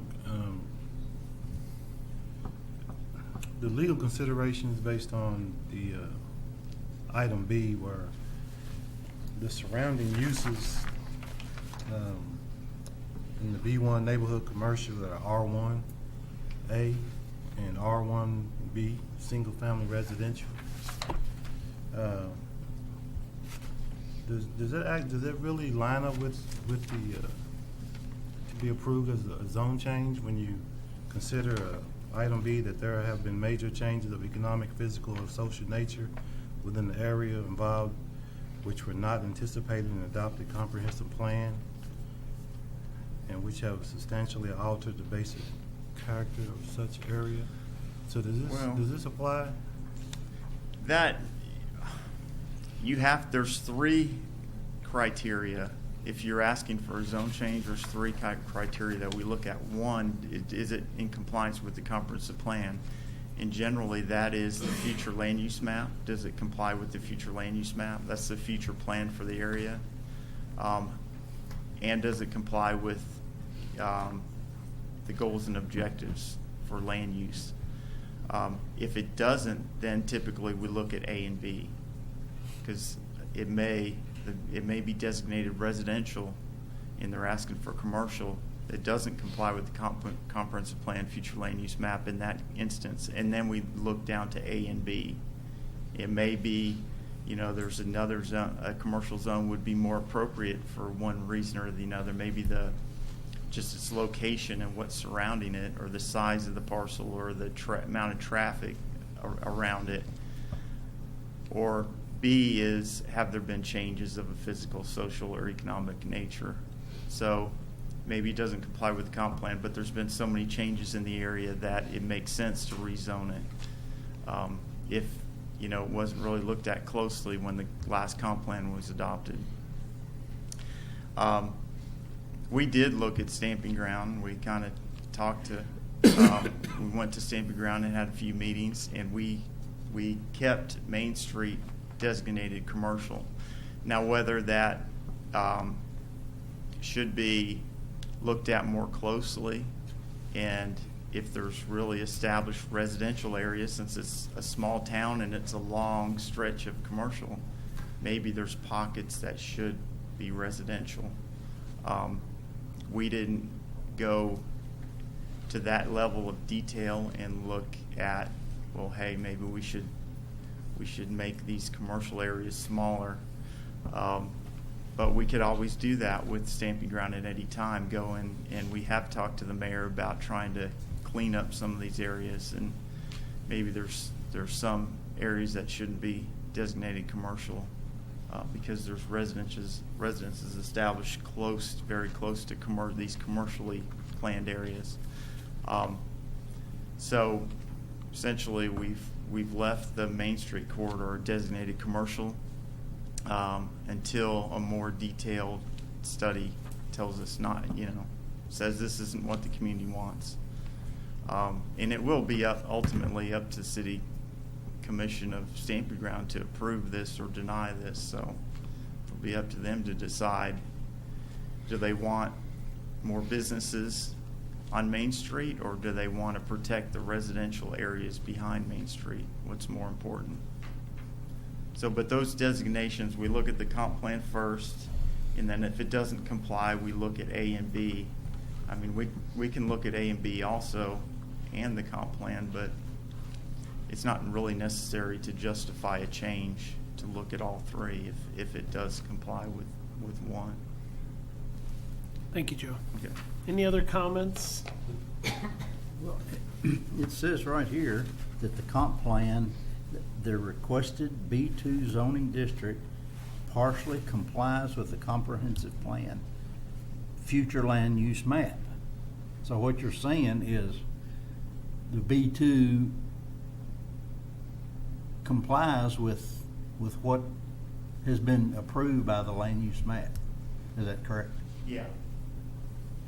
It complies, and the language partially complies is in there because there are other elements of the comp plan that you should look at, such as like the goals and objectives for commercial areas. And I did include, although I didn't mention it in my presentation, there are some other, and a lot of these are up to some subjective interpretation as well, because, I mean, they're just kind of general goals for the community, but there are other, if I could find the right page, but there are other goals and objectives for commercial uses that relate to this request. And I think I mentioned them, CF 1.3, 2.1, and 2.3. There was a goal to focus revitalization efforts in existing centers of communities or centers of activity, allow for flexibility in land use and design pattern within zone districts, and invest in downtown areas. So there was a goal to try to revitalize the downtowns and keep them vibrant by allowing more uses that would create more activity in downtown areas. I guess it's really up to you all and the city commission of Stamping Ground to decide if a used car lot is, a activity that is appropriate. And I again, think the this is a commercial uses, recommendation from us to the city of Stamping Ground. Keep that in mind. All right, thank you, Joe. Okay.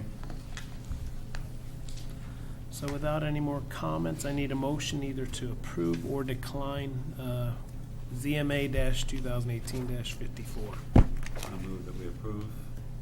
So, motion by Frank Wiseman, Second.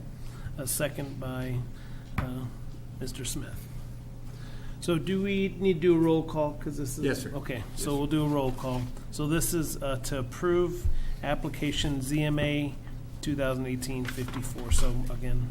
If I may, Mark, Yes, sir.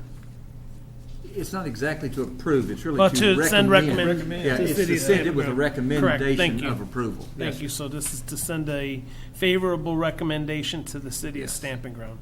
So roll call, Mr. Wiseman, Yes? Mr. Moran, Yes. Mr. Mifflin, Yes. Mr. Jones is recused, Mr. Smith, Yes. and Mrs. Mizell, Yes. and Mr. Solsky votes yes. Thank you. All right. Thank you, Mr. Chairman.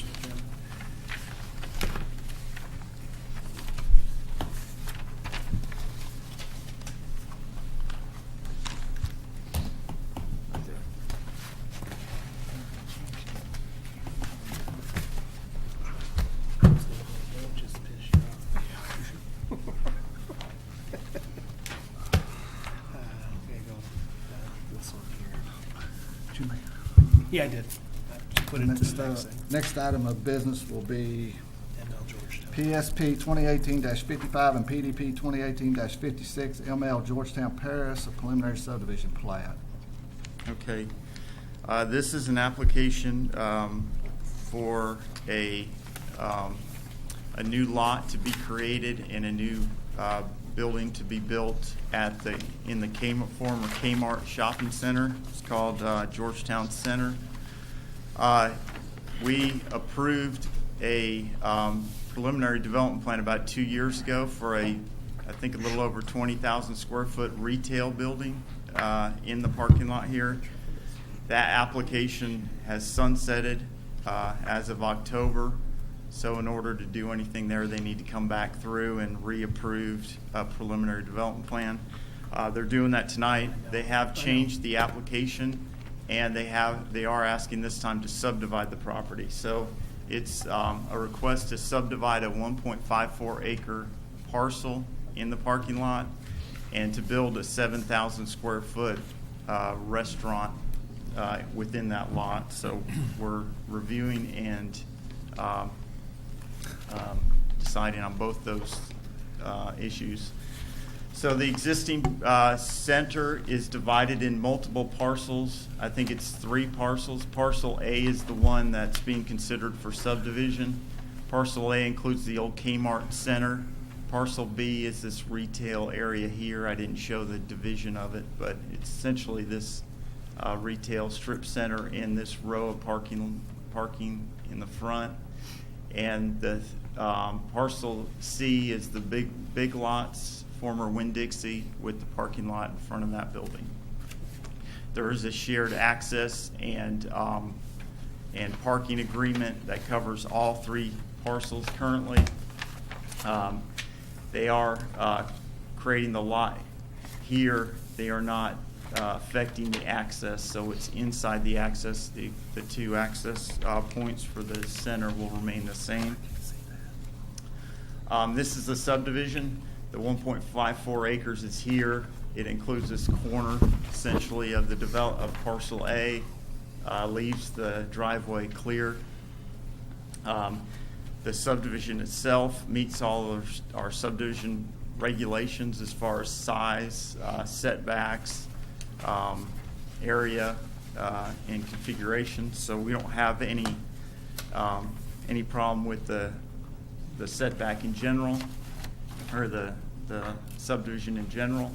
The development includes this 7,000 square foot restaurant building with a sidewalk around 3 sides. There's the dumpster in the front, 1-story building.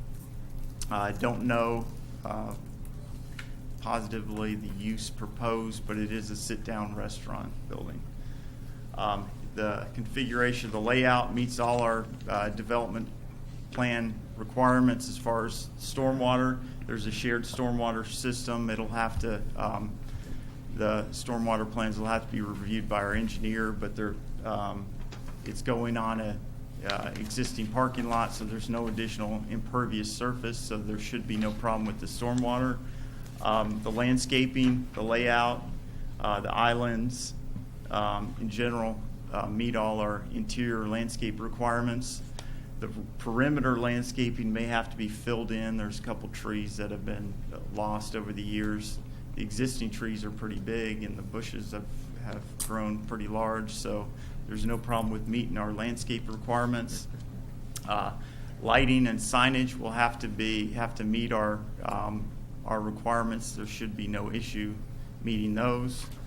So in general, the subdivision plat and the building layout itself meet both our zoning and subdivision regulations with no variances needed. So we are recommending approval of both. I guess the only really issue, and this isn't a issue with our regulations, is with the parking. There is a shared parking, with the private agreement for the center. So there's a shared parking and access agreement. That is a private agreement among the owners of the center, since it is in multiple parcels and multiple buildings under different ownership. So this new building, although it meets all our requirements, will still have to meet all the requirements of that private access agreement. And I've mentioned it in my staff report and in my conditions of approval as condition number 4. And essentially, I just added that in there because just to clarify that the shared access and parking agreement will have to be in place for this new lot and for this new building prior to occupancy. We could put it in there. I didn't specify. We could put it in there prior to final development plan approval because they will have to submit construction plans and we'll have to approve the final development plan. Or prior to platting, we could add either either or of those conditions. I didn't specify that because it is a private agreement. We just need to make sure that that private agreement stays in place and covers this new lot that's being created. So we are recommending approval with the 8 conditions of approval in the staff report. Joe, I got one question. On that parking lot agreement, so are they having enough parking spaces? Are they redoing enough parking spaces for Yeah, theirs? they're losing a net, I think, 6 spots, 6 or 8. I think a net loss of 6 spaces.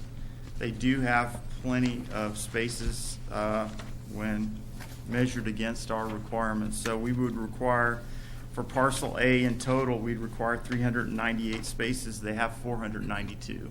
So they're well over what we would require. Just for the new parcel, we would require 47 for a restaurant of this size.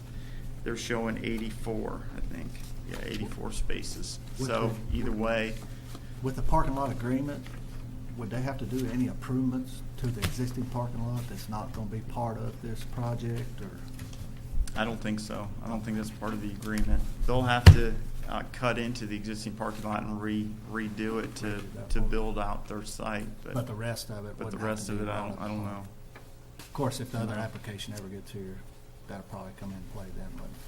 Yeah, if they go to redevelop the rest at all, it would come in if it's over a certain size. New building. Anyone else have a question for Joe? Thank you, Joe. The applicant here to speak. Again, my name is Bruce Langford. I'm here for the applicant, ML Georgetown Paris. With me, Brent Combs, Jeremy for Thoroughbred Engineering, and Mr. Ted Mims on behalf of the applicant. Once again, Joe has done a good report, a complete report, gave all the details, indicates that the application does in fact meet the requirements, especially the parking ratio, and Brent has confirmed that.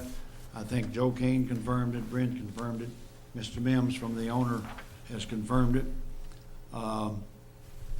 This application is going to help this area if they can improve it in this manner, because it's going to upgrade the area, it'll enhance the area, it'll bring traffic and business to the area, and that's nothing but good. 50 new jobs, revenue to the town. It will be an improvement. And that's the way this development plan reflects it. It's a 2-part application, subdivision plat and development plan. The subdivision plat, as the property is subdivided off, will be subject to this cross easement agreement. It will have to comply with everything that's in there. The development plan shows enhancement, upgrade of the area, which is going to be good. I sent over 60 notices. I don't know how many people are here on this, but I sent over 60 notices. This gentleman apparently here is here to object. Out of the 60, I'm not sure if are you Big Lots? He's Big Lots. Big Lots, other than the applicant, it would appear to me, not him, but it would appear to me that Big Lots has the most to gain from this application. So it'll be interesting to hear what his objection is. But other than that, we ask you to accept Joe's recommendation, approve these plans. Actually, this is a final subdivision, preliminary final subdivision plan and development plan. Ask that you go along with his recommendation for approval, and so that we can move on with this development. Any questions, I'll take them now, or if I can't answer them. Brent, you want to make some comments? Anyone have any questions? Mr. Langford? Not this time. Thank you, Mr. Langford. Okay.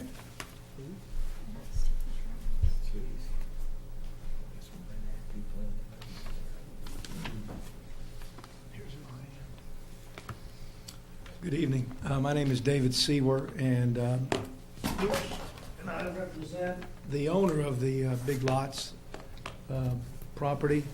And we're not really in opposition to this. Obviously, we're retail. We want people coming to the center. But The issue is there is a cross easement agreement. Here's the agreement. I'd like to submit it for the record. It's of record in the county clerk's office. So this cross easement agreement has got a lot of working parts. Parking, it's got a site plan which depicts where the improvements are, where parking is. It doesn't depict any improvements in this area. What we're asking is that the Planning Commission defer ruling on this tonight. Let us meet, because I know that we're meeting, or you all reached out to us to meet, because we've got to make sure that this all works together. For parking, there are parking ratios in this agreement. There is a height restrictions. There's a lot of things that need to be worked out amongst us. We're not per se in opposition to this use. We just want to have a meeting to talk about it. I think if you could defer this, I don't know how often the Planning Commission meets. We can then sit down and meet and probably work everything out if there is anything to work out. But that's why I'm here tonight, to ask that you defer, let us meet, look at the parking ratios, look at the height. Big lots may or may not, I doubt if they have an objection, but there's also site restrictions. I know one of the roads, I don't know what road that is, it's to the right of the improvements. That's 460. Okay. I mean, there's restrictions on the ability for, when it was in Winn-Dixie, to put any kind of improvements that hinder the visibility of that Winn-Dixie now Big Lots. So that's why we're here. And my client is the Deerfield Company Incorporated, and they've owned this property or the Big Lots since '92. So they've been a long time owner of this. And like I said, we want to have a meeting. You guys, if you can, and not do anything until we meet, and then we may come back, we may not come back. And so that's why I'm here. When did you find out about this application? Yesterday at lunch. I mean, I found out from my client yesterday at lunch. Now, he may have found out about it, and I think he did. I mean, I think my client, the Deerfield Company, has had a couple of conversations with you all, I think, but we've never sat down, and they've asked to sit down with us to talk about the improvements. 2 years ago, we found out about the 20,000 square foot building. We sent a letter objecting because of the reasons I just said, parking and height, and nothing ever happened. So Yeah, I don't remember that letter. no, we sent it to the Okay. developer Okay. who was trying to develop the property for that use, and I guess it didn't work out. I don't know what happened, but there may be plenty of parking here. We just need to sit down with them and go over all this in more detail. Okay. Anybody else have any questions? Mr. Seawood? We'll let Mr. Langford answer some of your comments. Thank you, Mr. Sewell, for reaching out to us like that. That's good. We'd be happy to meet with him, and if there are any questions or issues that need to be resolved, we'd be happy to do that. We want to do that. We're neighbors. We're right together. They want to get along. They want to work together for the common good. So we're going to do that, definitely. I only got one question, Joe. This is an application for preliminary and subdivision plat and preliminary development plan. We're still going to have to come back with the finals. Well, to staff, Yeah, you wouldn't have to come back to planning commission. but we could agree to. That would get us past the preliminary stage if you want to approve it preliminarily. Then let us go and meet with this gentleman, with his people, see if we can resolve any issues. There may be none. Everything may be fine. It's going to be good to fill that Kmart building. It's going to be good to bring traffic in the area. It's going to be good for his client. I think he will agree. And we'll do that. We'll sit with him and try to make this work out. Mr. Seawood? Well, the only, and I don't know your regulations well enough, but if you approve the preliminary plan, then we come back with something different, whatever that difference might be, how does that affect the? Well, if it's a major difference, it comes back to the full commission. If it's a minor difference, we let staff handle it so it doesn't Well, come back to the I commission. mean, I could agree to that as long as we come back, not to the staff, but to you all again for approval of the. Final development plan. Yeah. Mr. Langford was fine with that. And Yeah, that's fine. We've certainly required that a number of times before, so that'd be. Okay. we can do that. Is that good with you, Mr. Seaver? Yes. Mr. Langford? Any other questions, comments?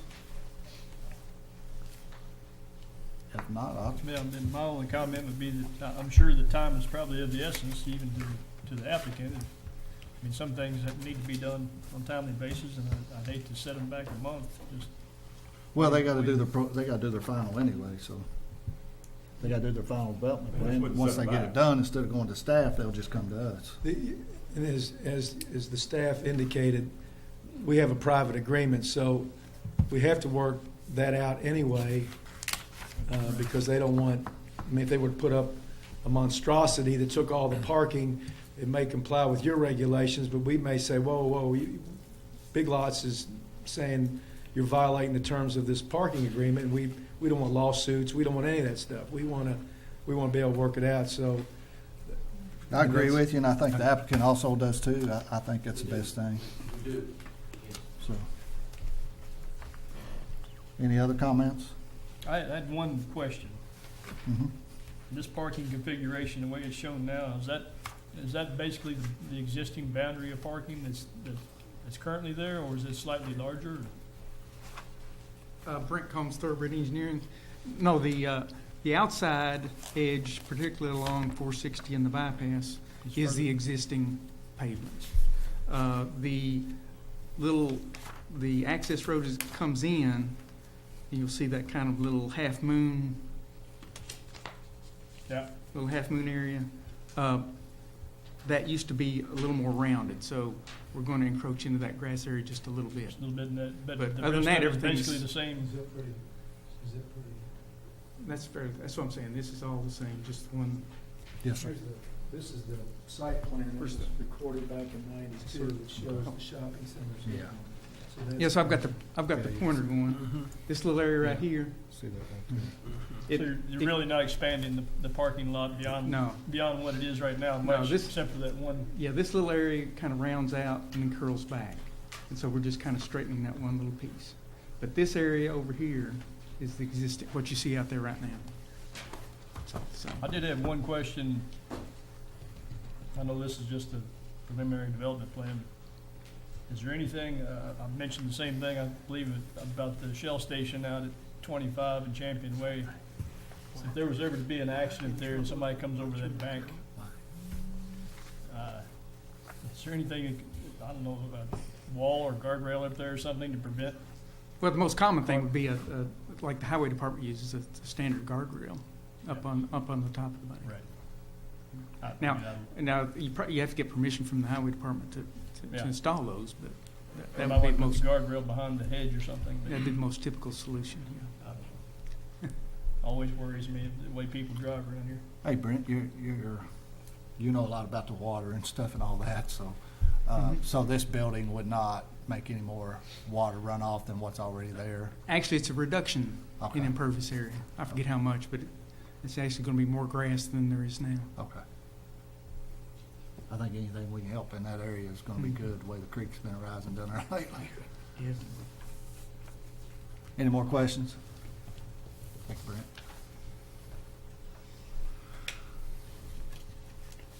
If no more questions or comments, we'll take a motion for approval or denial. I'll make the motion to approve PSP 2018-55 and PDP 2018-56 with all the current conditions. We have a motion by Mr. Solsky. Excuse me, and that includes bringing it back here for final Yes. approval. Correct, thank you. Do we need to also- put that as another condition, Charlie? Probably add it I don't on. think so. No. I mean, it'll be in the record, we've all heard it, and it'll be in the minutes. Thank you, so. Charlie. I second that. Second by Ms. Mizell. All those in favor say aye. Aye. Those opposed? Motion is approved. Thank you, guys.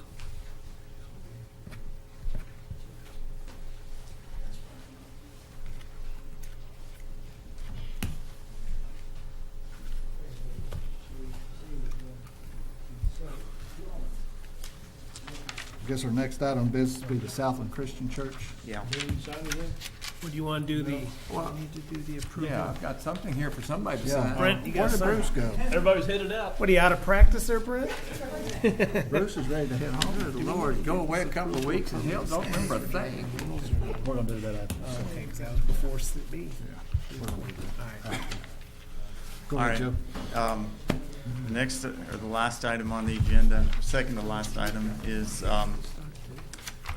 Southland Christian Church has an issue at their site with meeting one of the conditions of approval, and they're requesting an amendment to it.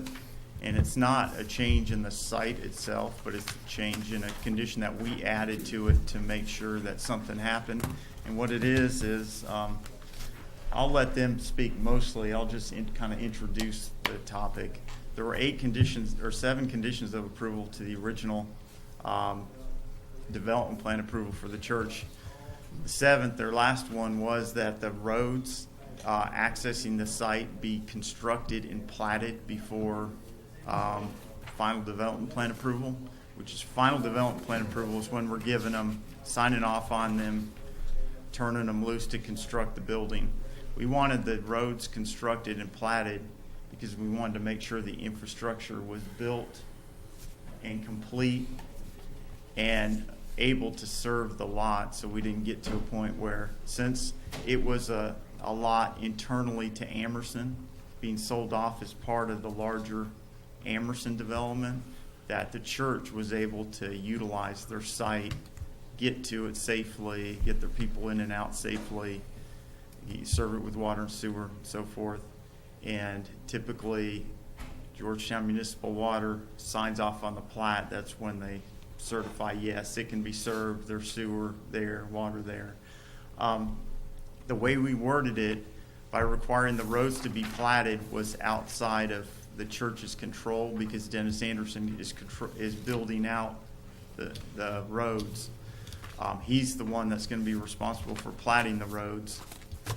Georgetown Municipal Water wouldn't sign any plat without the sewer already in place, built, but they can't build it till they get the development plan approved. So we kind of, things got a little out of order. They're requesting to amend the wording of that one condition, and I suggested adding a second condition that makes sure that the utilities, water and sewer, are approved and to the site before they occupy the building, and kind of covering us a little bit in that regard. So I put the wording of the conditions that the language I'm okay with up there, but we've kind of worked out that language between the two of us. So, Joe, do you happen to have the conditions of approval from when we heard this back in 17 that you could put up there? yeah, I think.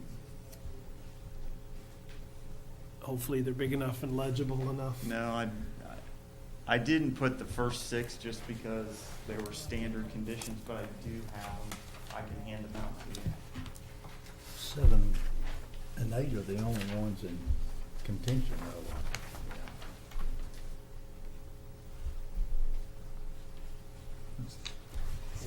Don't write on it, because this looks like it's his original, but that's the one I'm going to bring up. I did also give Charlie a new set that included the first 6 and then Oh, yeah, please, first set, but not the original. not the original, but the original with the new ones added to it. Yeah, That's the okay, original, yeah. so don't write on it. Want me to read that? Well, I've got my concerns and thoughts, but Yeah, you just want to read it, Charlie? Yeah. Throw it back in. Well, the original number 7, there was no original number 8. The original number 7 was prior to final development plan approval.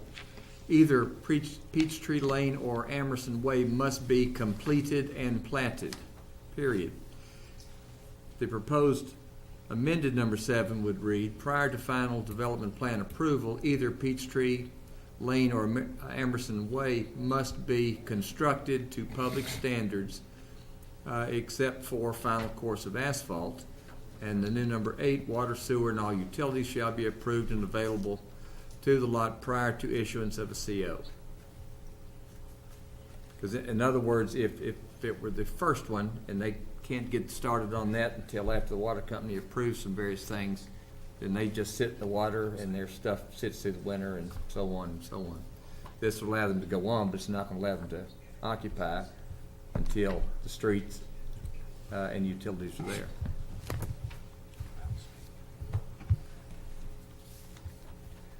That's Think it's answered your fair. question so far.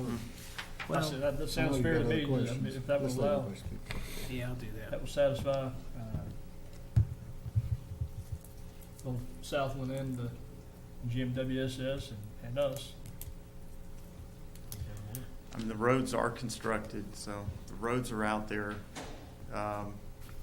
built to our standards, minus the final code. So that part's done. It exists out there now. So it's, The sewers the sewer line still has to be installed, and they're waiting. They need to know what, it has to may change in size, is that correct? yeah, I mean, they could answer that better, or Ben could if he were here, but I think there's been a change since Dennis Anderson changed the concept plan or the development plan to add the townhomes. That changed. They've had to reapply for the.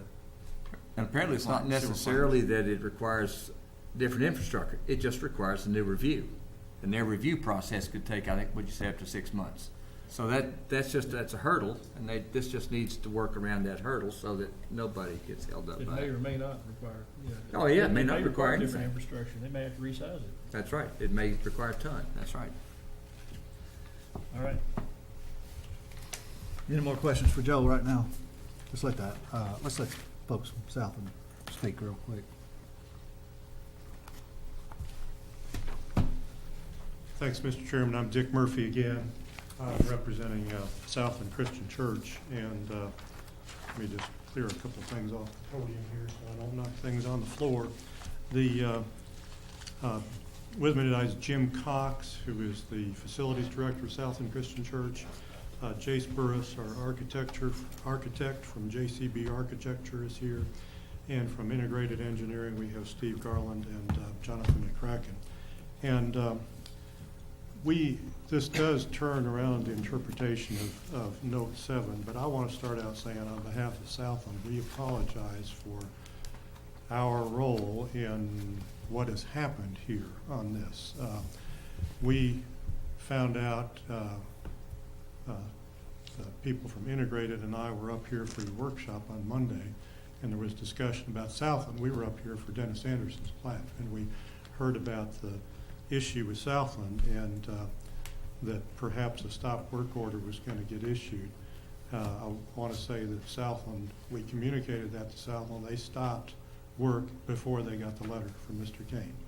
We don't want to get crossways with you all. We're here to support the community as well and don't want to get crossways on this process. But we do have a situation that is a little bit out of our control on this. I did want to point out too that the building permit was obtained on this. Because of the size of the building, the large size, we have to get both a state building permit and a local building permit. We got our state building permit 6 weeks ago on September 14th. We got the contractor got our Georgetown-Scott County building permit 3 days later on September 17th. So as some of you all know, I do planning and zoning work around central Kentucky. I've had cases before where stop work orders were issued, but they've always been because there was no building permit issued. This is the first time I've ever had a stop work order after a building permit has been issued. Now, we understand the reasons. We understand the reasons for that. But I want to make that point because we weren't doing this, didn't start building maliciously. We didn't start doing it with the intent to get around some regulations. Our contractor knows he's got to get a permit. He got his permit. So he thought it was okay to go. He ordered the structural steel. If you've been out there, you've seen the structural steel is going up. We have some on the ground. We have more on order, which is coming here. And it was the plan, the hope of Southland, to get this under roof with the walls in before all the winter weather hit in. We have to do some of that to get the slab covered. but we wanted to do that so they could be doing some work during the winter season. They don't plan on opening until fall of 2019, a year from now. There's going to be a lot of work that has to go into it, so we're not looking at a imminent opening on this. It's going to be almost a year off in any case before we can open Southland Christian Church. But getting back to where we are, the existing Note 7, if you can look up on I think you had a handout there. I do have one copy of the plan of the notes from last year, but the current Note 7 reads, prior to final development plan approval of either Peachtree, prior to final development plan approval, comma, either Peachtree Lane or Emerson Way must be, and the only change is the old plat says must be completed and platted. And it's the and platted, which is the problem we have on this.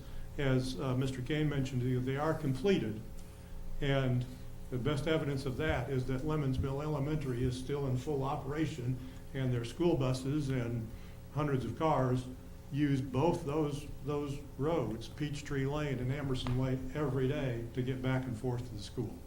Everything's done on those roads except for the final course of asphalt, and as you all know, it's not good practice to do the final course of asphalt right away.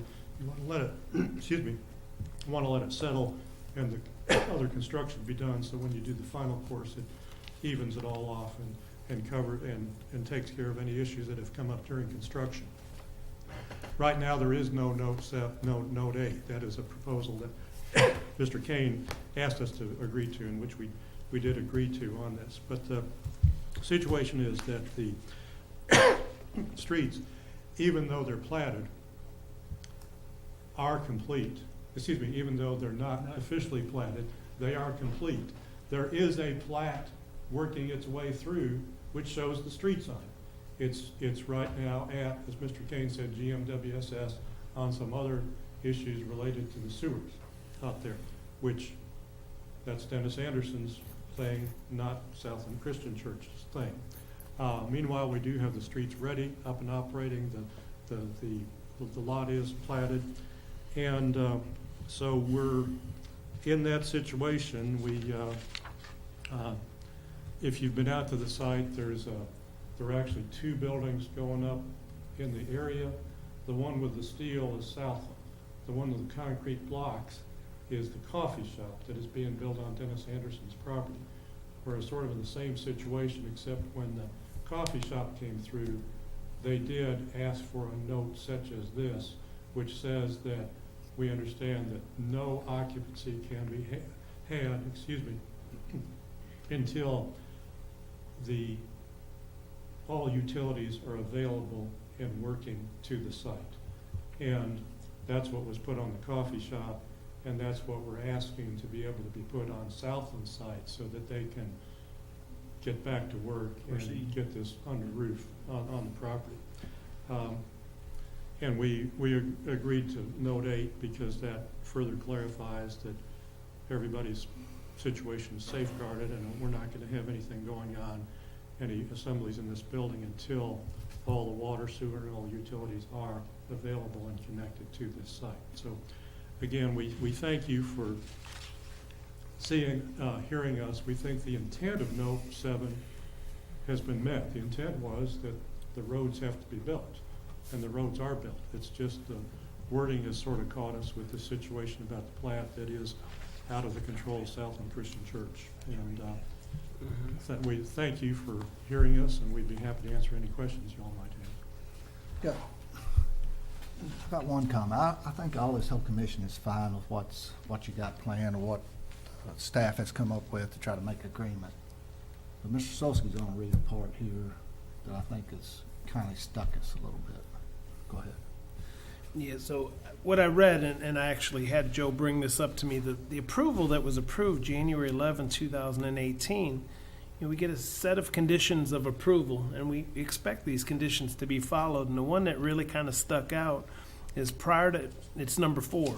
Prior to any construction or grading, final development plan, including all required construction plans, shall be approved by the Planning Commission staff, and the applicant shall schedule a pre-construction meeting with the Planning Commission Engineering Department to review construction policies and to establish inspection schedules. This includes a grading permit with fee and a land disturbance permit with erosion control surety. And that was signed, it looks like Kurt Braun, January 11th. And we give conditions out to follow. And to me, I mean, we've had an executive meeting on Monday as well. And I mean, they're just disregarded rules and laws that we felt like you took it upon yourself to just start building. And that's, I think, the issue that most of us had.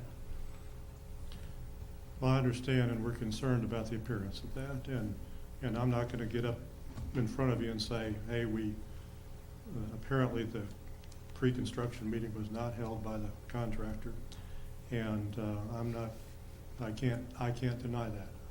As I said, we have to apologize on behalf of Southland.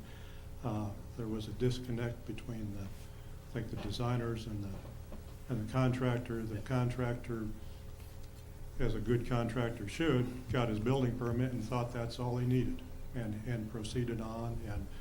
And I think there was an assumption then at Southland, well, since things were proceeding, everything was okay. Well, it wasn't okay, and this should have been done. It wasn't done. I don't have any way to tell you other than that. It should have been done, and it wasn't. We apologize for that. We truly do. As I said, I wanted to tell you it wasn't an intentional thing to get around. People didn't sit around and say, hey, well, how can we take an end run around this to do this? They didn't do that, but it looks like it. I mean, to somebody standing outside, somebody could assume that, yeah, because of the way it looks. I think it was an honest mistake, but if the conditions of approval were followed, we wouldn't be at this point where we're at today. And that's one of the reasons why we agree on these conditions of approval. We would have still through been at this board. point because we need to change the wording so that they can proceed. Oh, I understand, Wouldn't be but platted.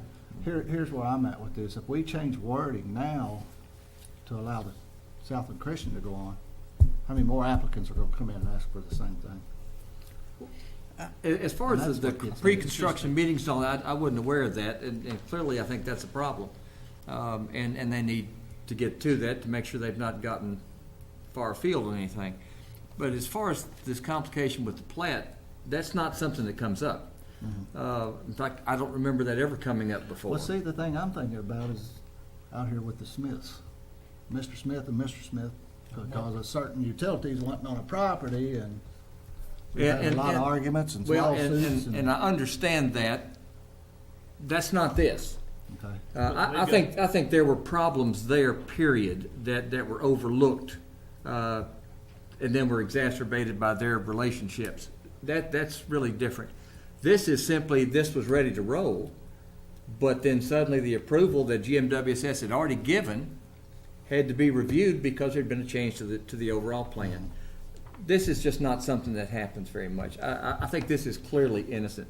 Again, I'm not talking about number 4 because I didn't know about number 4. I think that's a problem, and they need to make sure that gets covered, all the the reasons for that.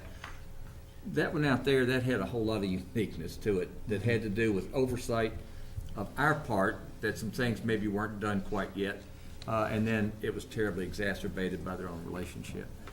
This isn't that one. So if we do what they're asking for right now, is there any way it can fall back on us? No.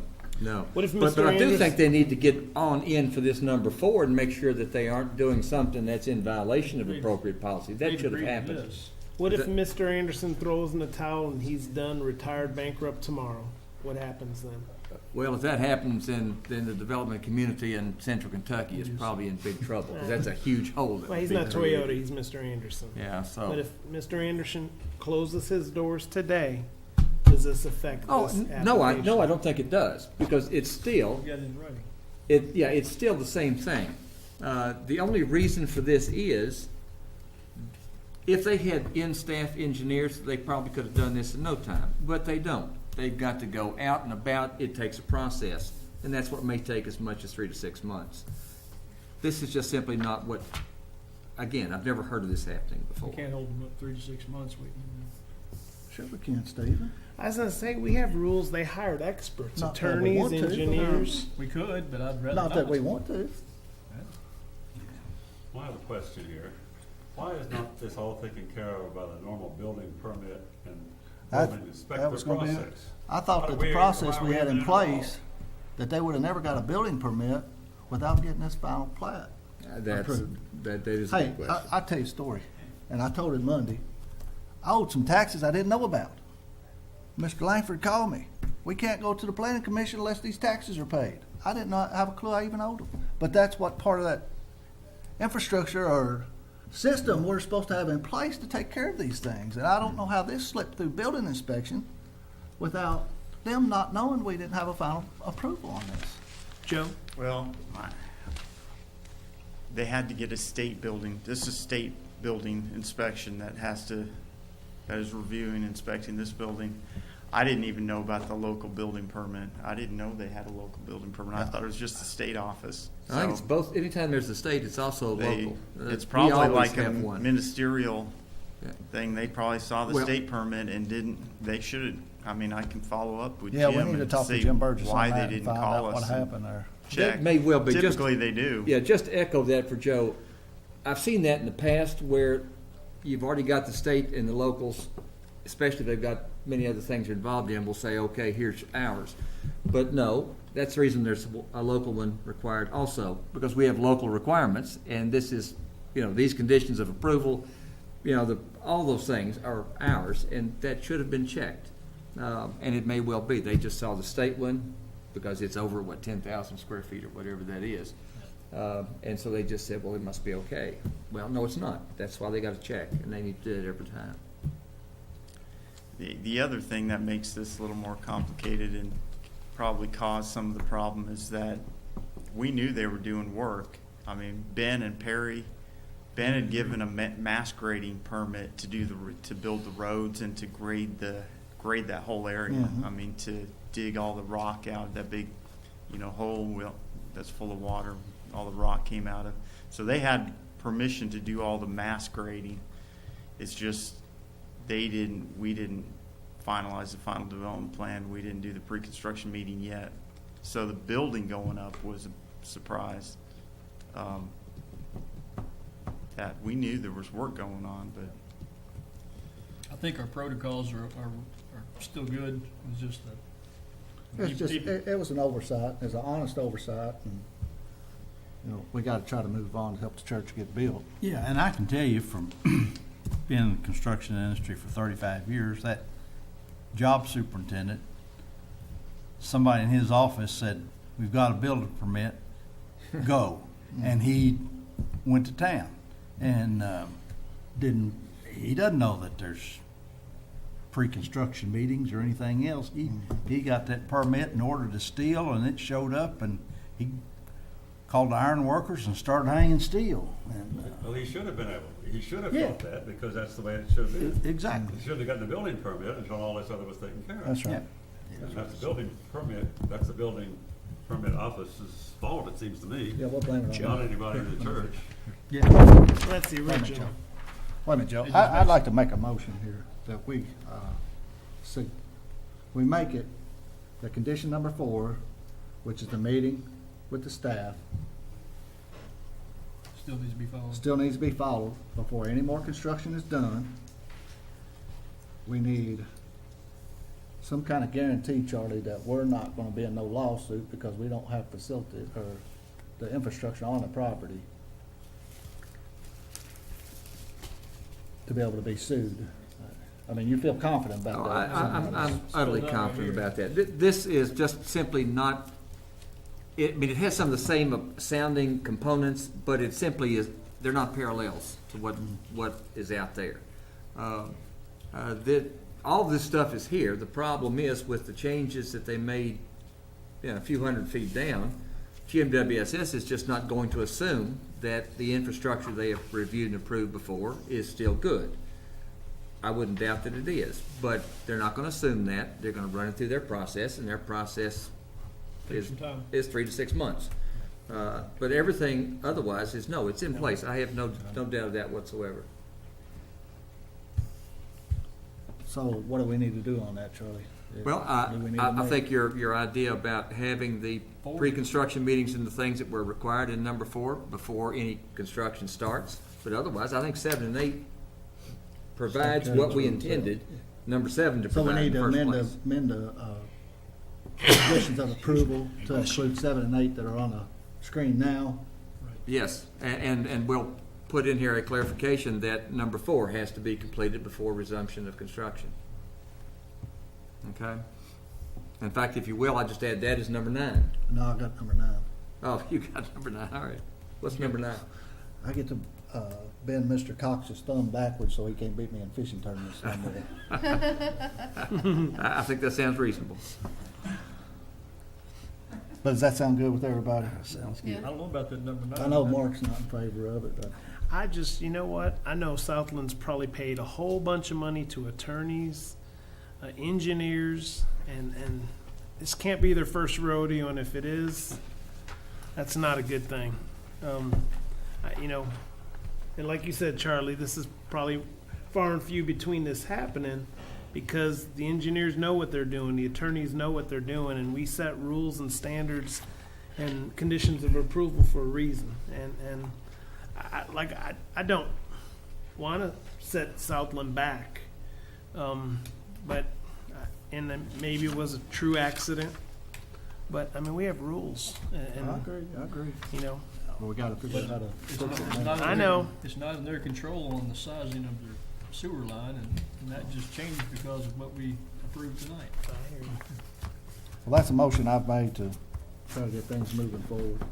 And I added, Mr. Chairman, on your suggestion, pre-construction requirements set out in number 4 above shall be completed prior to resumption of construction. I make a motion for approval of 7, 8, and 9. You just want to second mine? Uh-huh. No, All right. no. Could you restate the motion?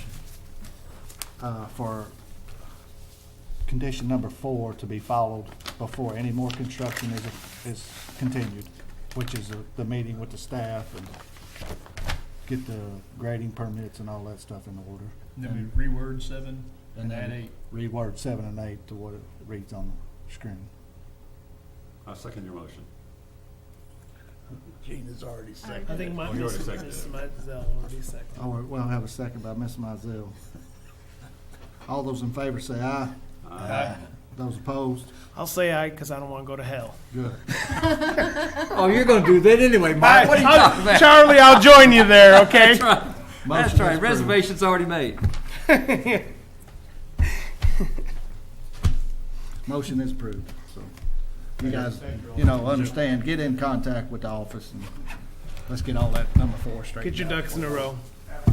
Continue on. Now you need me to hold him down so you can bend his finger back? Yep. I think somebody, he's a big boy. And if See you, there's- Alonzo. If there's nothing else, Joe, Well, there's one thing, I just need to get Oh, a yeah, vote we gotta- to accept Permanent status. Jeremy Reynolds to permanent status. He's the new engineering inspector. He came from the state inspection or state transportation, road and bridge inspection. He's done a very good job. Ben's did an evaluation. It's multiple pages. I didn't bring it, but I can get it to any of you that would like to see it. But he's done a very good job. Sound like as we talked Monday, he pretty highly recommended. You need a motion? Yes. I'll make a motion and a then. vote. I'll second that motion. Okay. All those in favor say aye. Aye. Those opposed? Okay, thank you. Make a motion, we adjourn. Meeting is adjourned. I gotta go. So moved. Thank you.